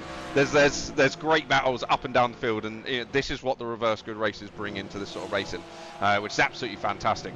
As we see Nicky Taylor now all over the back of Adam Lyle, and I think it's only going to be a matter of time before Nicky goes to make the move on him also. But yeah, absolutely fantastic stuff coming from the whole field, and the mid pack so bunched up with one another, which is absolutely great to see. So long may it continue for the next 23 minutes or so, which as it currently stands looks like it's going to happen.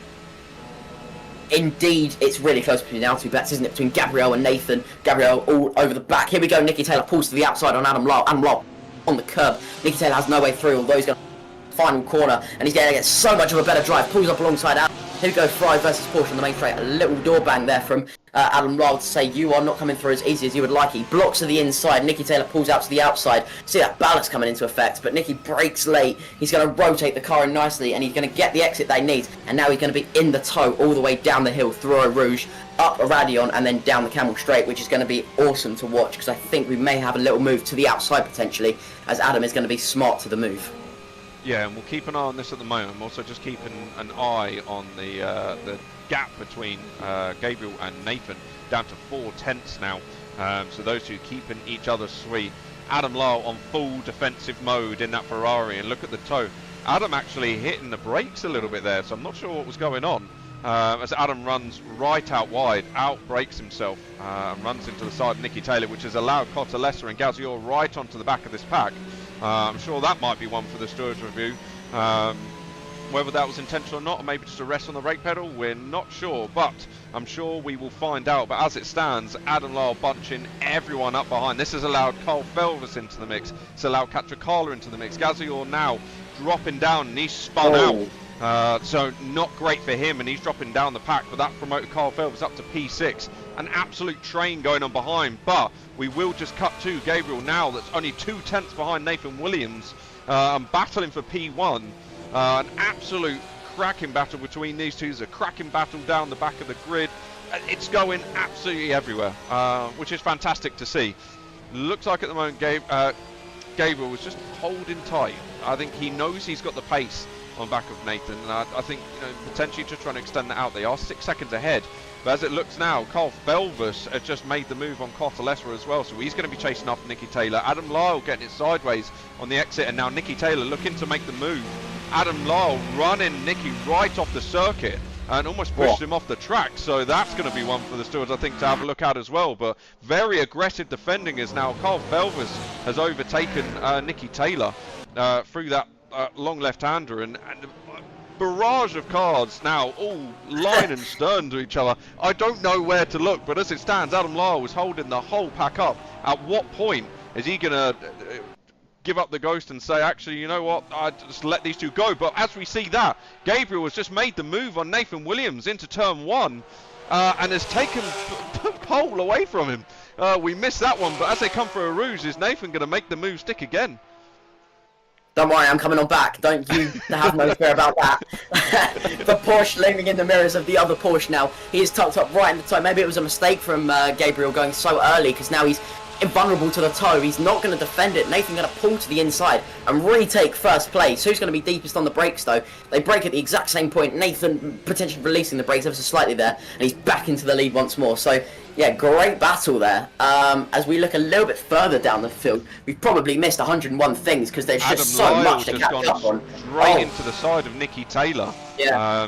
I'm not quite sure what happened there, whether those two were battling or whatnot, but that has promoted Carl Felvers up. Adam Lano down to P10, and that's wiped Nicky Taylor straight out. So Nicky now run down in P9. As they're still going hammer and tong between the two, and there's some argy-bargy going on between these drivers. I would not like to see the aftermath in the pits after this, because this is going to be, I think, pure carnage between the two drivers, and this isn't what we want to see at all. You know, in this race series, and it's a shame to see it, really. But it looks like, you know, some very hot-headedness coming off the back of this battle here. Almost down the inside went Kyle. He faked him to the outside, went to the inside. He's pushed Adam through the corner. The Mustang, my favourable Mustang, is right on the back now, looming in the mirrors. They just can't find a way past, but it has to be said, I think Adam Lyle is having some far too aggressive defensing moves. You can't be pushing people onto the grass and you know, block passing people like that. That is just not allowed and not what we wanted to see, like you mentioned. Although some of it has been fairly clean, except that grass move, like we mentioned, which was not ideal to see. Kyle is to the outside. He's getting squeezed all the way. The squeeze is quite mental, being completely honest. Kyle then goes to the outside. Adam once again white lining it. He's gone in deep though, and that is not what Kyle needed because he spun around the circuit. That is not what I was expecting to be saying. But yeah, Kyle has just had no luck this evening. Potentially a little bit of his own luck he's created, but Nicky Taylor and him, there's another spinner, the Ferrari going off in the background. My lungs are not going to be liking me off this one because I've run out of steam. Well, I will let you gain some breath. So yeah, look, Nicky Taylor obviously past the Adam Lyle moment there, and Carl Felvers let him through. What a shame for Carl. Again, the same issue, just going through that last corner, hitting that sausage curb, puts you in such a difficult position. But the battle rages on between Gabriel and Nathan. Go on. There's been a big shunt. Eau Rouge, the Mustang, I'm not sure, was it Gazior? It was Gazior. Gazior lost it going up Eau Rouge and collected Catricala, the poor Mustang. Double DNF for him, not what we wanted to be seeing. Adam Lyle was also out of it. I'm not sure what's happened there. But yeah, Gazior and Catricala, two key contenders, are now out of the race. Nathan Williams still being smart to Gabriel's defence here. Being a smart defender on Gabriel, should I say, sorry, leading the way. Now we've got Cotalessa and Albert, I want to say. Albert Henriksen, yeah. Albert, yeah, great battles going on up and down the field. But I think the one we want to be focusing on now, due to that battle back being spread out, is the leaders. Gabriel all over the back of Nathan Williams here. It's all come down to this. The friendship between Joel Lask and Thomas Merritt's going to come down to this one, ladies and gentlemen. Because with 16.5 minutes to go, the battle is certainly on. Two Porsches at the front of the field, two incredible drivers, one rookie, one experienced, and here we go. Gabriel in the tow now. They're going to approach Blossom. He's going to pull to the outside. Not going to make it work there. He's going to cut back to the inside. Not going to work there, but going into the bus stop chicane, he is all over the back. So if Nathan doesn't cover this off here, I reckon there's a move, which he looks to the inside, he brakes late, he's gone so deep onto the brakes, although he has got it stopped. Nathan's going to cut back now, trying to go for the outside line to get the cut back, to get the drive onto the main straight. He's done it successfully, but will Gabriel hold it off? Gabriel not being too defensive here, and once again Nathan is back through on the inside. So interesting sort of mechanism from Gabriel here, but he's gone in deep, and that was really smart because he's got it back now. And yeah, we've got 15 minutes left of it, so this is absolutely fantastic. But nice, fair, and clean, and decisive which is what we want to see. Yeah, it's indeed. What an absolutely phenomenal battle that's going on amongst everyone right now, and Carl Felvis and Adam Lyle tussling it out. For P7 and PA. I don't know where to look because there's a phenomenal battle going on for the lead, but there's also great battles going on in the mid-pack as well, so I don't know where to look. However, it looks like Carl Felvis has managed to fend off Olivia Kristianovska and is going to be chasing down Adam Lyle, but we'll move back to the battle between Nathan Williams and Gabriel. So Gabriel managed to hold off Nathan down the straight, and actually, do you know what? I think Gabriel was letting Nathan through on the first corner because he didn't want Nathan to have the toe on him for a rouge, but then Nathan got it too squirrely late on the brakes, went too wide. Gabriel had to go through, which probably wasn't what he wanted, but he's made it stick, and now 4 tenths to the good in front. So you've got to say it's a phenomenal battle heating up between these two, and you're right, our relationship is going to be fact on this one. But Carl Felvis out of the race, so I'm not sure what's just happened there, but Carl Felvis out. That leaves 8 runners in this battle now, so everyone's a point scoring position, but as it stands, Gabriel leading the pack by 6 tenths, and Cortolessa down in P3, about 10 seconds adrift from the front. Now, this is dangerous territory for Nathan, because Nathan, interestingly, actually lifted off on the camel straight. Gabriel literally dipping a wheel into the gravel. This is how hard these drivers are pushing. But he actually lifted off on the camel straight to let Gabriel stay in front. But what that has allowed Gabriel to do with the dirty air is gap him ever so slightly, and what Nathan can't do is drop out of that toe, because we could find the battle is over then. So he's going to have to push insanely hard through this bus stop chicane and stay within the toe here to be able to have it for the camel straight and gain that time back. Even with having all of that ballast compared to Gabriel, he's still doing a great job. But yeah, it's all come down to this. Nathan Williams, slightly more decisive. Gabriel with a few snaps through that last chicane there. But the gap is only 5 tenths. I'm talking, losing the toe, but it's only 5 tenths. So nothing can really be said about this. Gabriel with a fantastic lap of a 16.7 in race trim. Absolutely mega. Nathan on a 16.9. Sorry, carry on. No. I'm sorry to jump out. I was just going to say, yeah, phenomenal lap time there from Gabriel. It's 3-4 tenths to the good on Nathan on that last lap alone. So I wonder if Nathan's just backing off just to conserve his tyres a little bit, knowing there's 13 minutes left to go. But I certainly don't think this is over between them. But, as it stands, Gabriel is providing a masterclass right now and showing the big boys how it's done, really. Yeah, he certainly is. Almost saying, join me up here. He's flying as a rookie. Absolutely incredible. As he loses it. Oh, man. I don't know what to say to that. I honestly do not know what to say. What a shame. The Assetto Corsa gods have spoken and said it is not to be. And that's gifted Nathan Williams P1. And I wonder what sort of cheeky backhander you gave to Gabriel before the race to make sure that I didn't win the bet.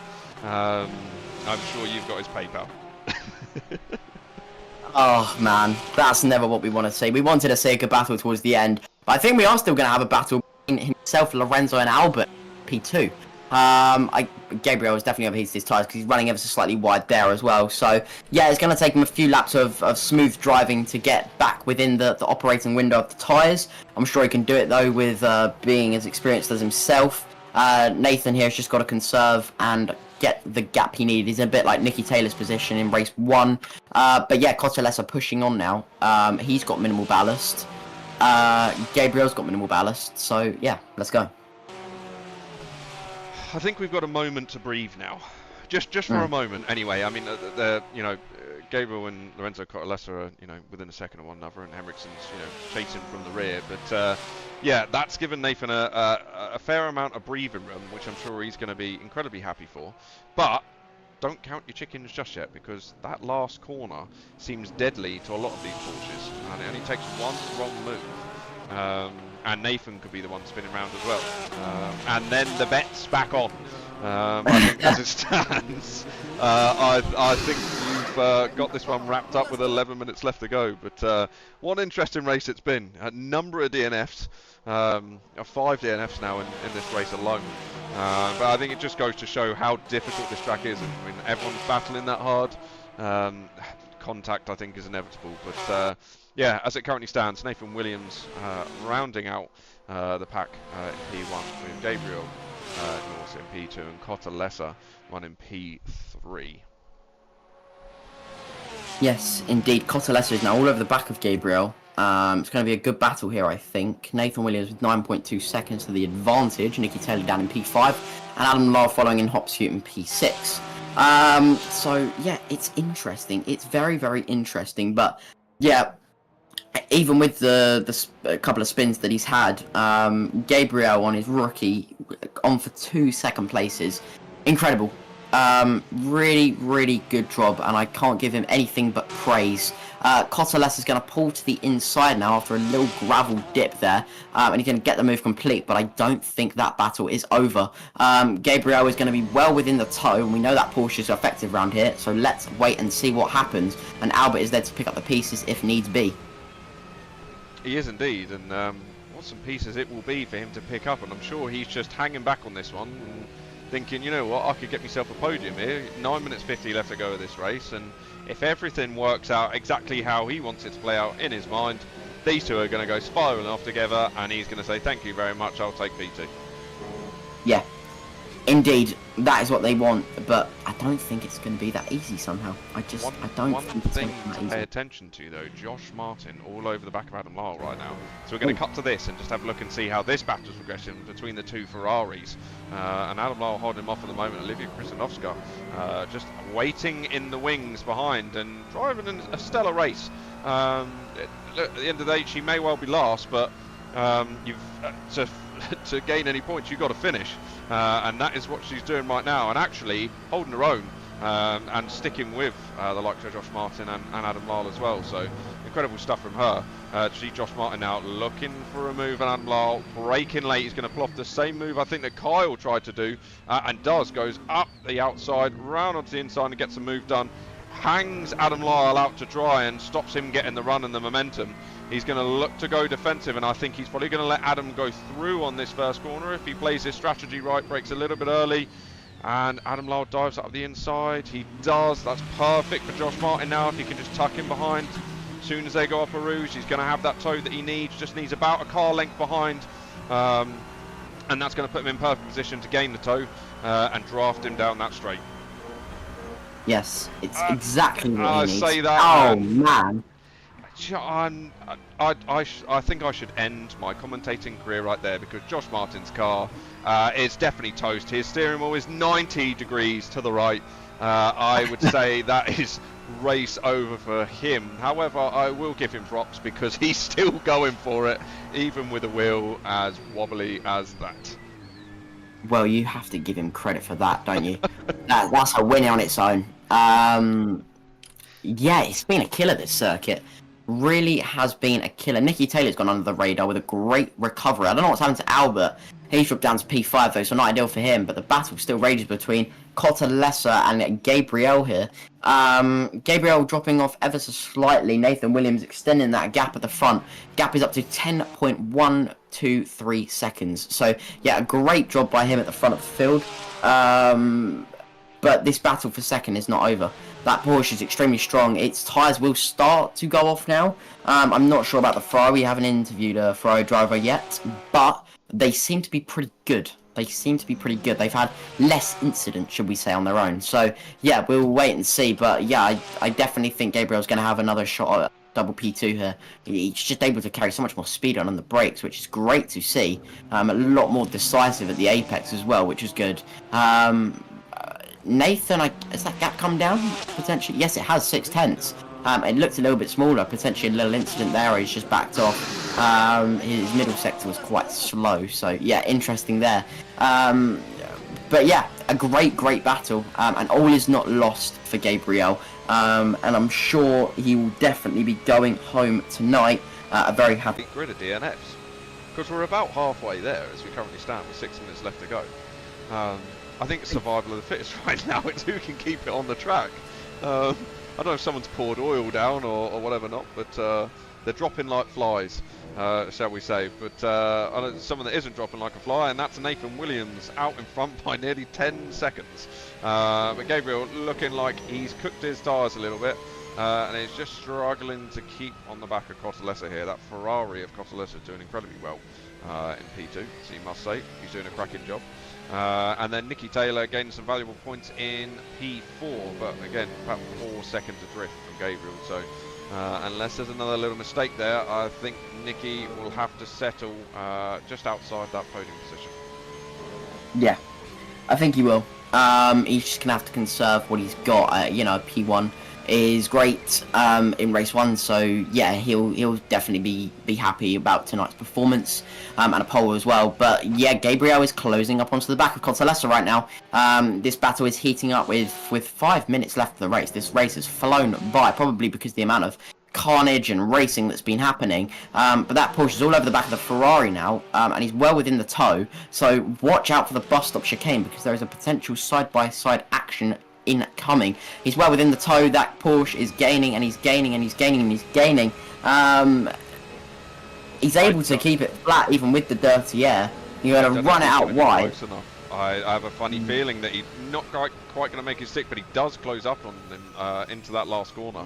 Runs right onto the back of that Ferrari, so maybe either down this straight or through a Rouge, it's potentially his position. Yeah, he hasn't got the best run out of the bus stop chicane, but if he can get a good run out of this hairpin here, the move is on for the chicane.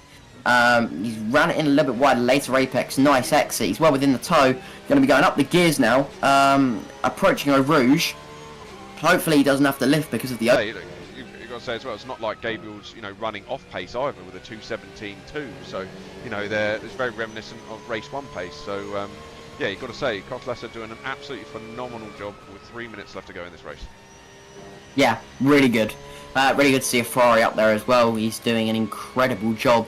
One person that is sort of just cruising at the moment is Nicky Taylor, but somehow he is gaining at the same time. Oh, Cottalessa with a big slide there. He's so close to losing the rear. Similar with Gabriel, but less prominent. And now he's back onto the back of that Ferrari. So when he thought he had a little rest, no time for the wicked. Because he's back with it now. And he's going to get to the curb nicely. Keep it pinned. Cottalessa with another big sideways moment. He's going to cover off the inside. Yeah, oh my god, Gabriel is halfway on the grass. But he's going to make it work somehow or another, and he's fully passed before they get to the chicane. But that Ferrari is going to come back at him with the incredible amount of straight line speed it's got. Somehow, even with the ballast, probably running a slightly less downforce setup.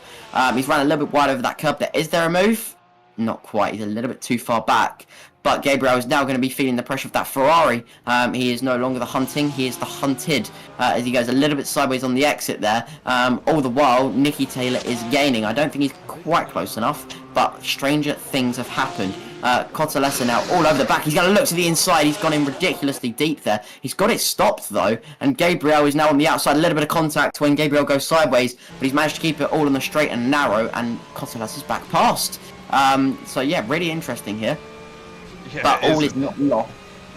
Sorry to jump in, but yeah, and as I say that, Gabriel goes a little wide through a Rouge, and Nicky was alluding to this just before we interviewed him after race 1, as he said, through a Rouge he was having to lift. He just couldn't quite get the car to go through there flat out anymore towards the back end of the race, and 1 minute left to go. I think Gabriel was having the exact same issue. It's a shame actually for Nicky, because if these two carried on batting the way that they were, Nicky was about 6/10 quicker a lap than Cottalessa was, and actually that would have tied in quite nicely towards the end. But again, you can just see these two drivers struggling for grip. But you got to say, Cottalessa is doing a much finer job at the moment of just trying to keep the car on the straight and narrow, and that might just be what he needs to keep ahead with a minute left to go. I think there's enough. Is there enough time for one more lap, do you think? Probably.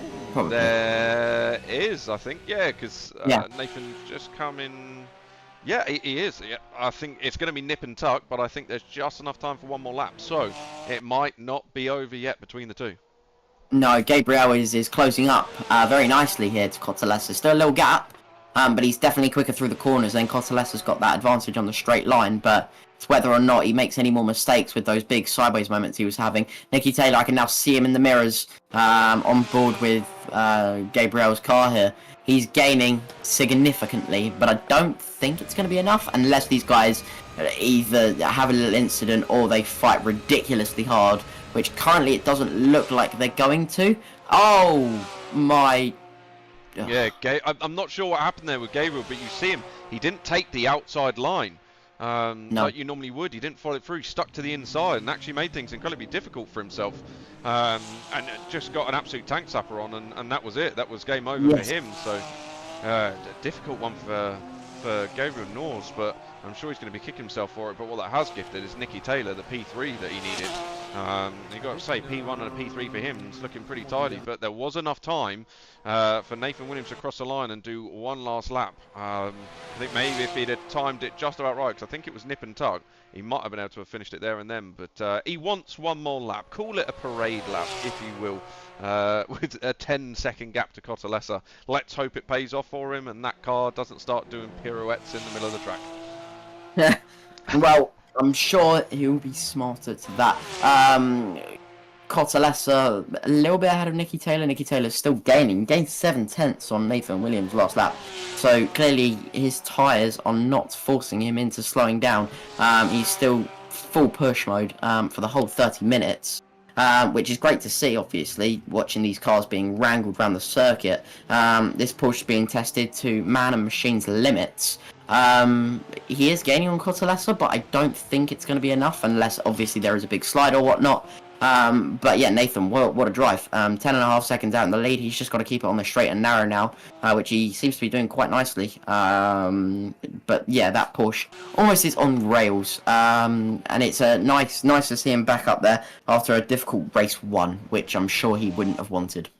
Yeah, I'm sure it would have. But you got to say, for Nathan Williams right now, this is exactly what he needed for his championship run, and to actually put himself further ahead in the championship standings, because Adam Lyle now down in P6, so he's not going to have gained the points that he needed. Obviously, he didn't finish or was finished at the back of race one. Potential stewards inquiries coming in for him as well.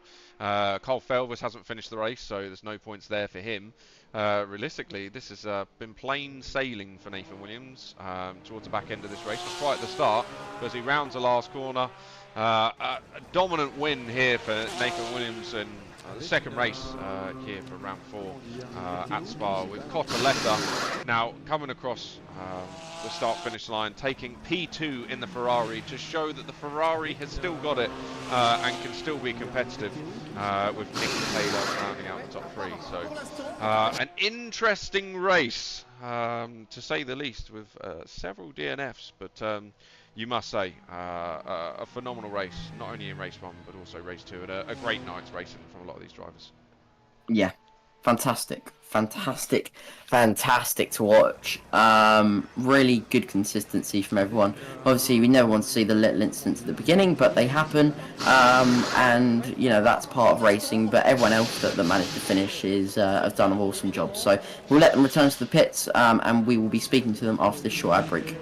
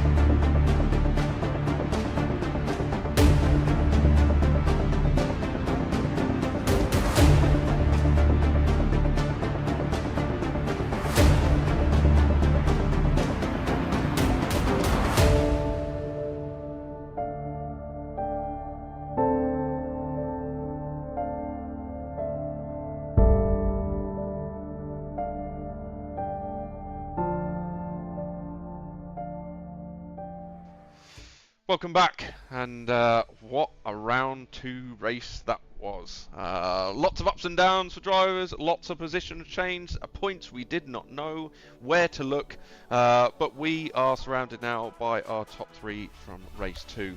And speaking to Nicky Taylor first with a P3 and a sensational comeback drive from him. Nicky, just talk us through that race, because that was absolute carnage at one point.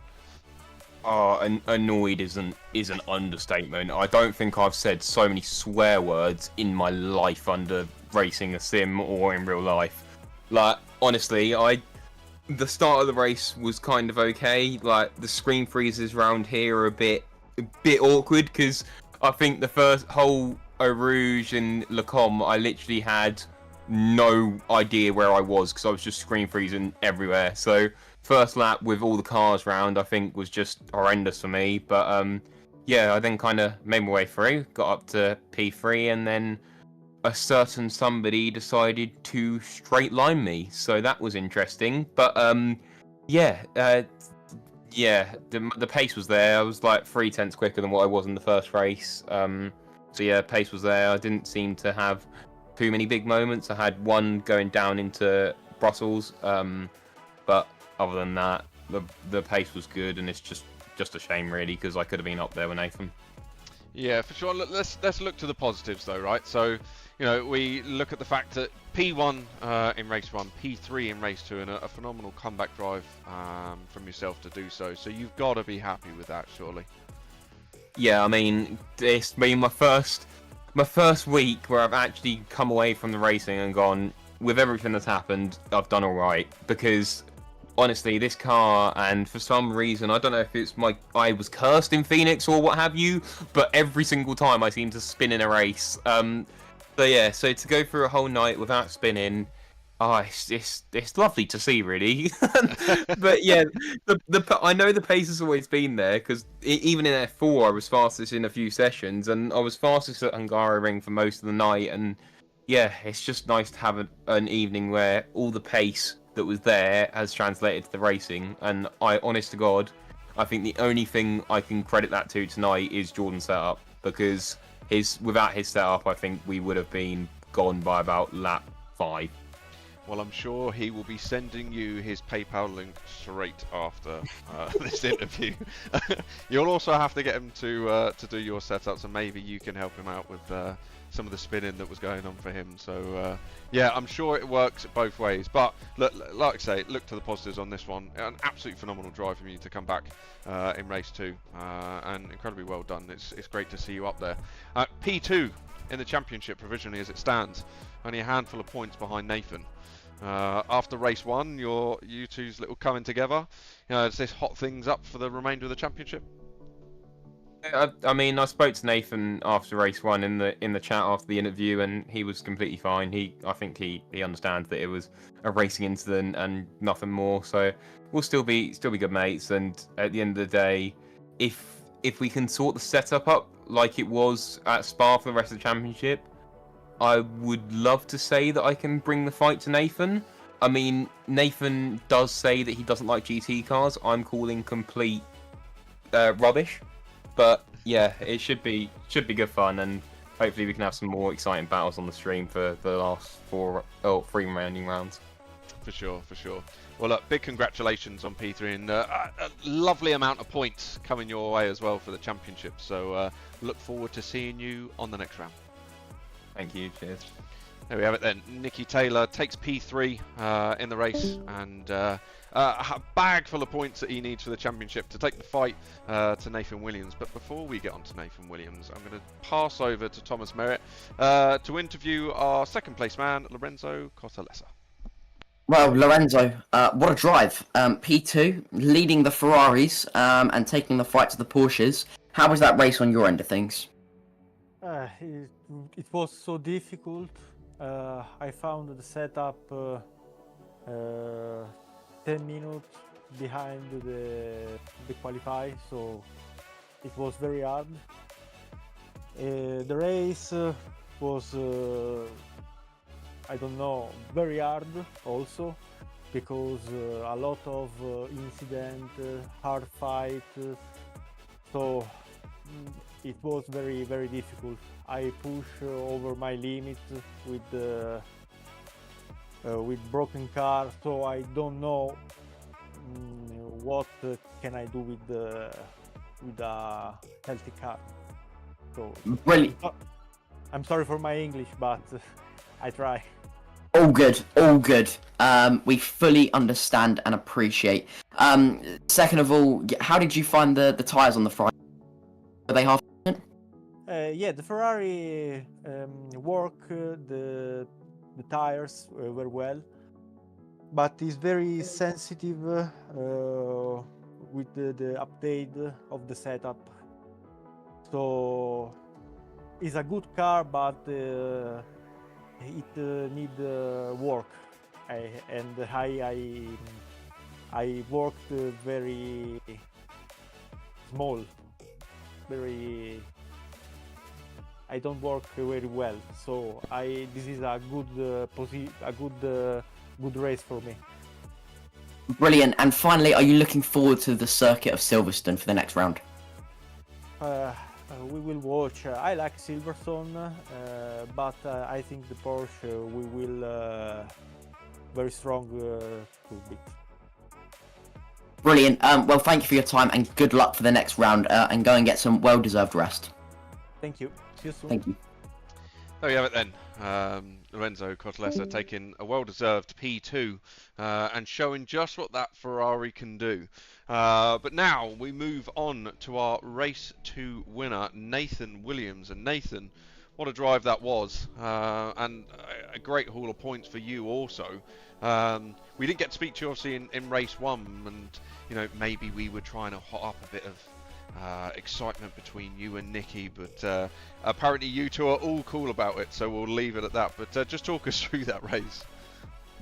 Yeah, it was quite a nice race then. I've managed to have a really good start, got up to I think second by the end of the first race there, and then from there I got past Adam, and then me and Gabriel had a bit of a battle until he spun, and then it was sort of just manage it to the end, try and not get track limits and not spin the car myself.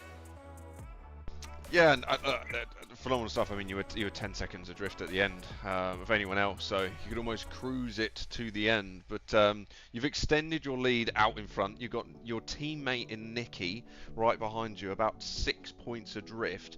How much does that play on your mind in a championship like this, and with the remaining rounds, like just that teammate battling?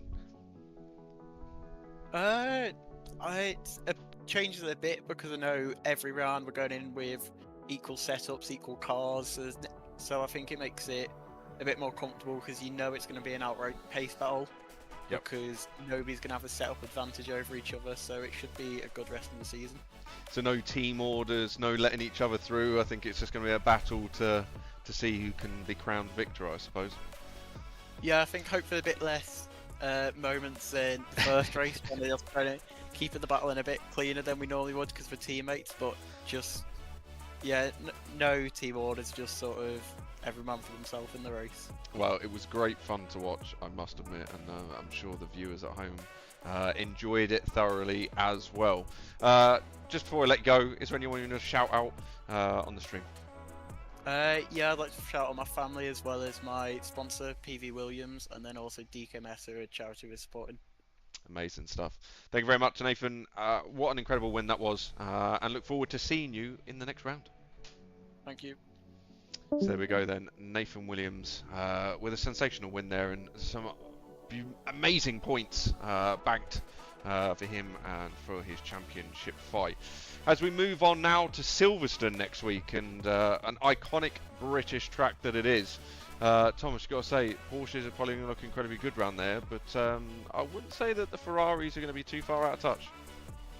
No, I think we've seen tonight that the two manufacturers, the Mustang isn't really where we want it to be, but even with saying that the Ferrari and Porsche are so close, and just on that note, we wanted to award Nicky Taylor the driver of the day for tonight's great results in P1 and P3 and a pole position. So great drive from him, and hopefully he can carry that momentum forward. But yeah, until next week, we're in for a thriller. We are indeed. And thank you to everyone that's watched in the YouTube chat this evening.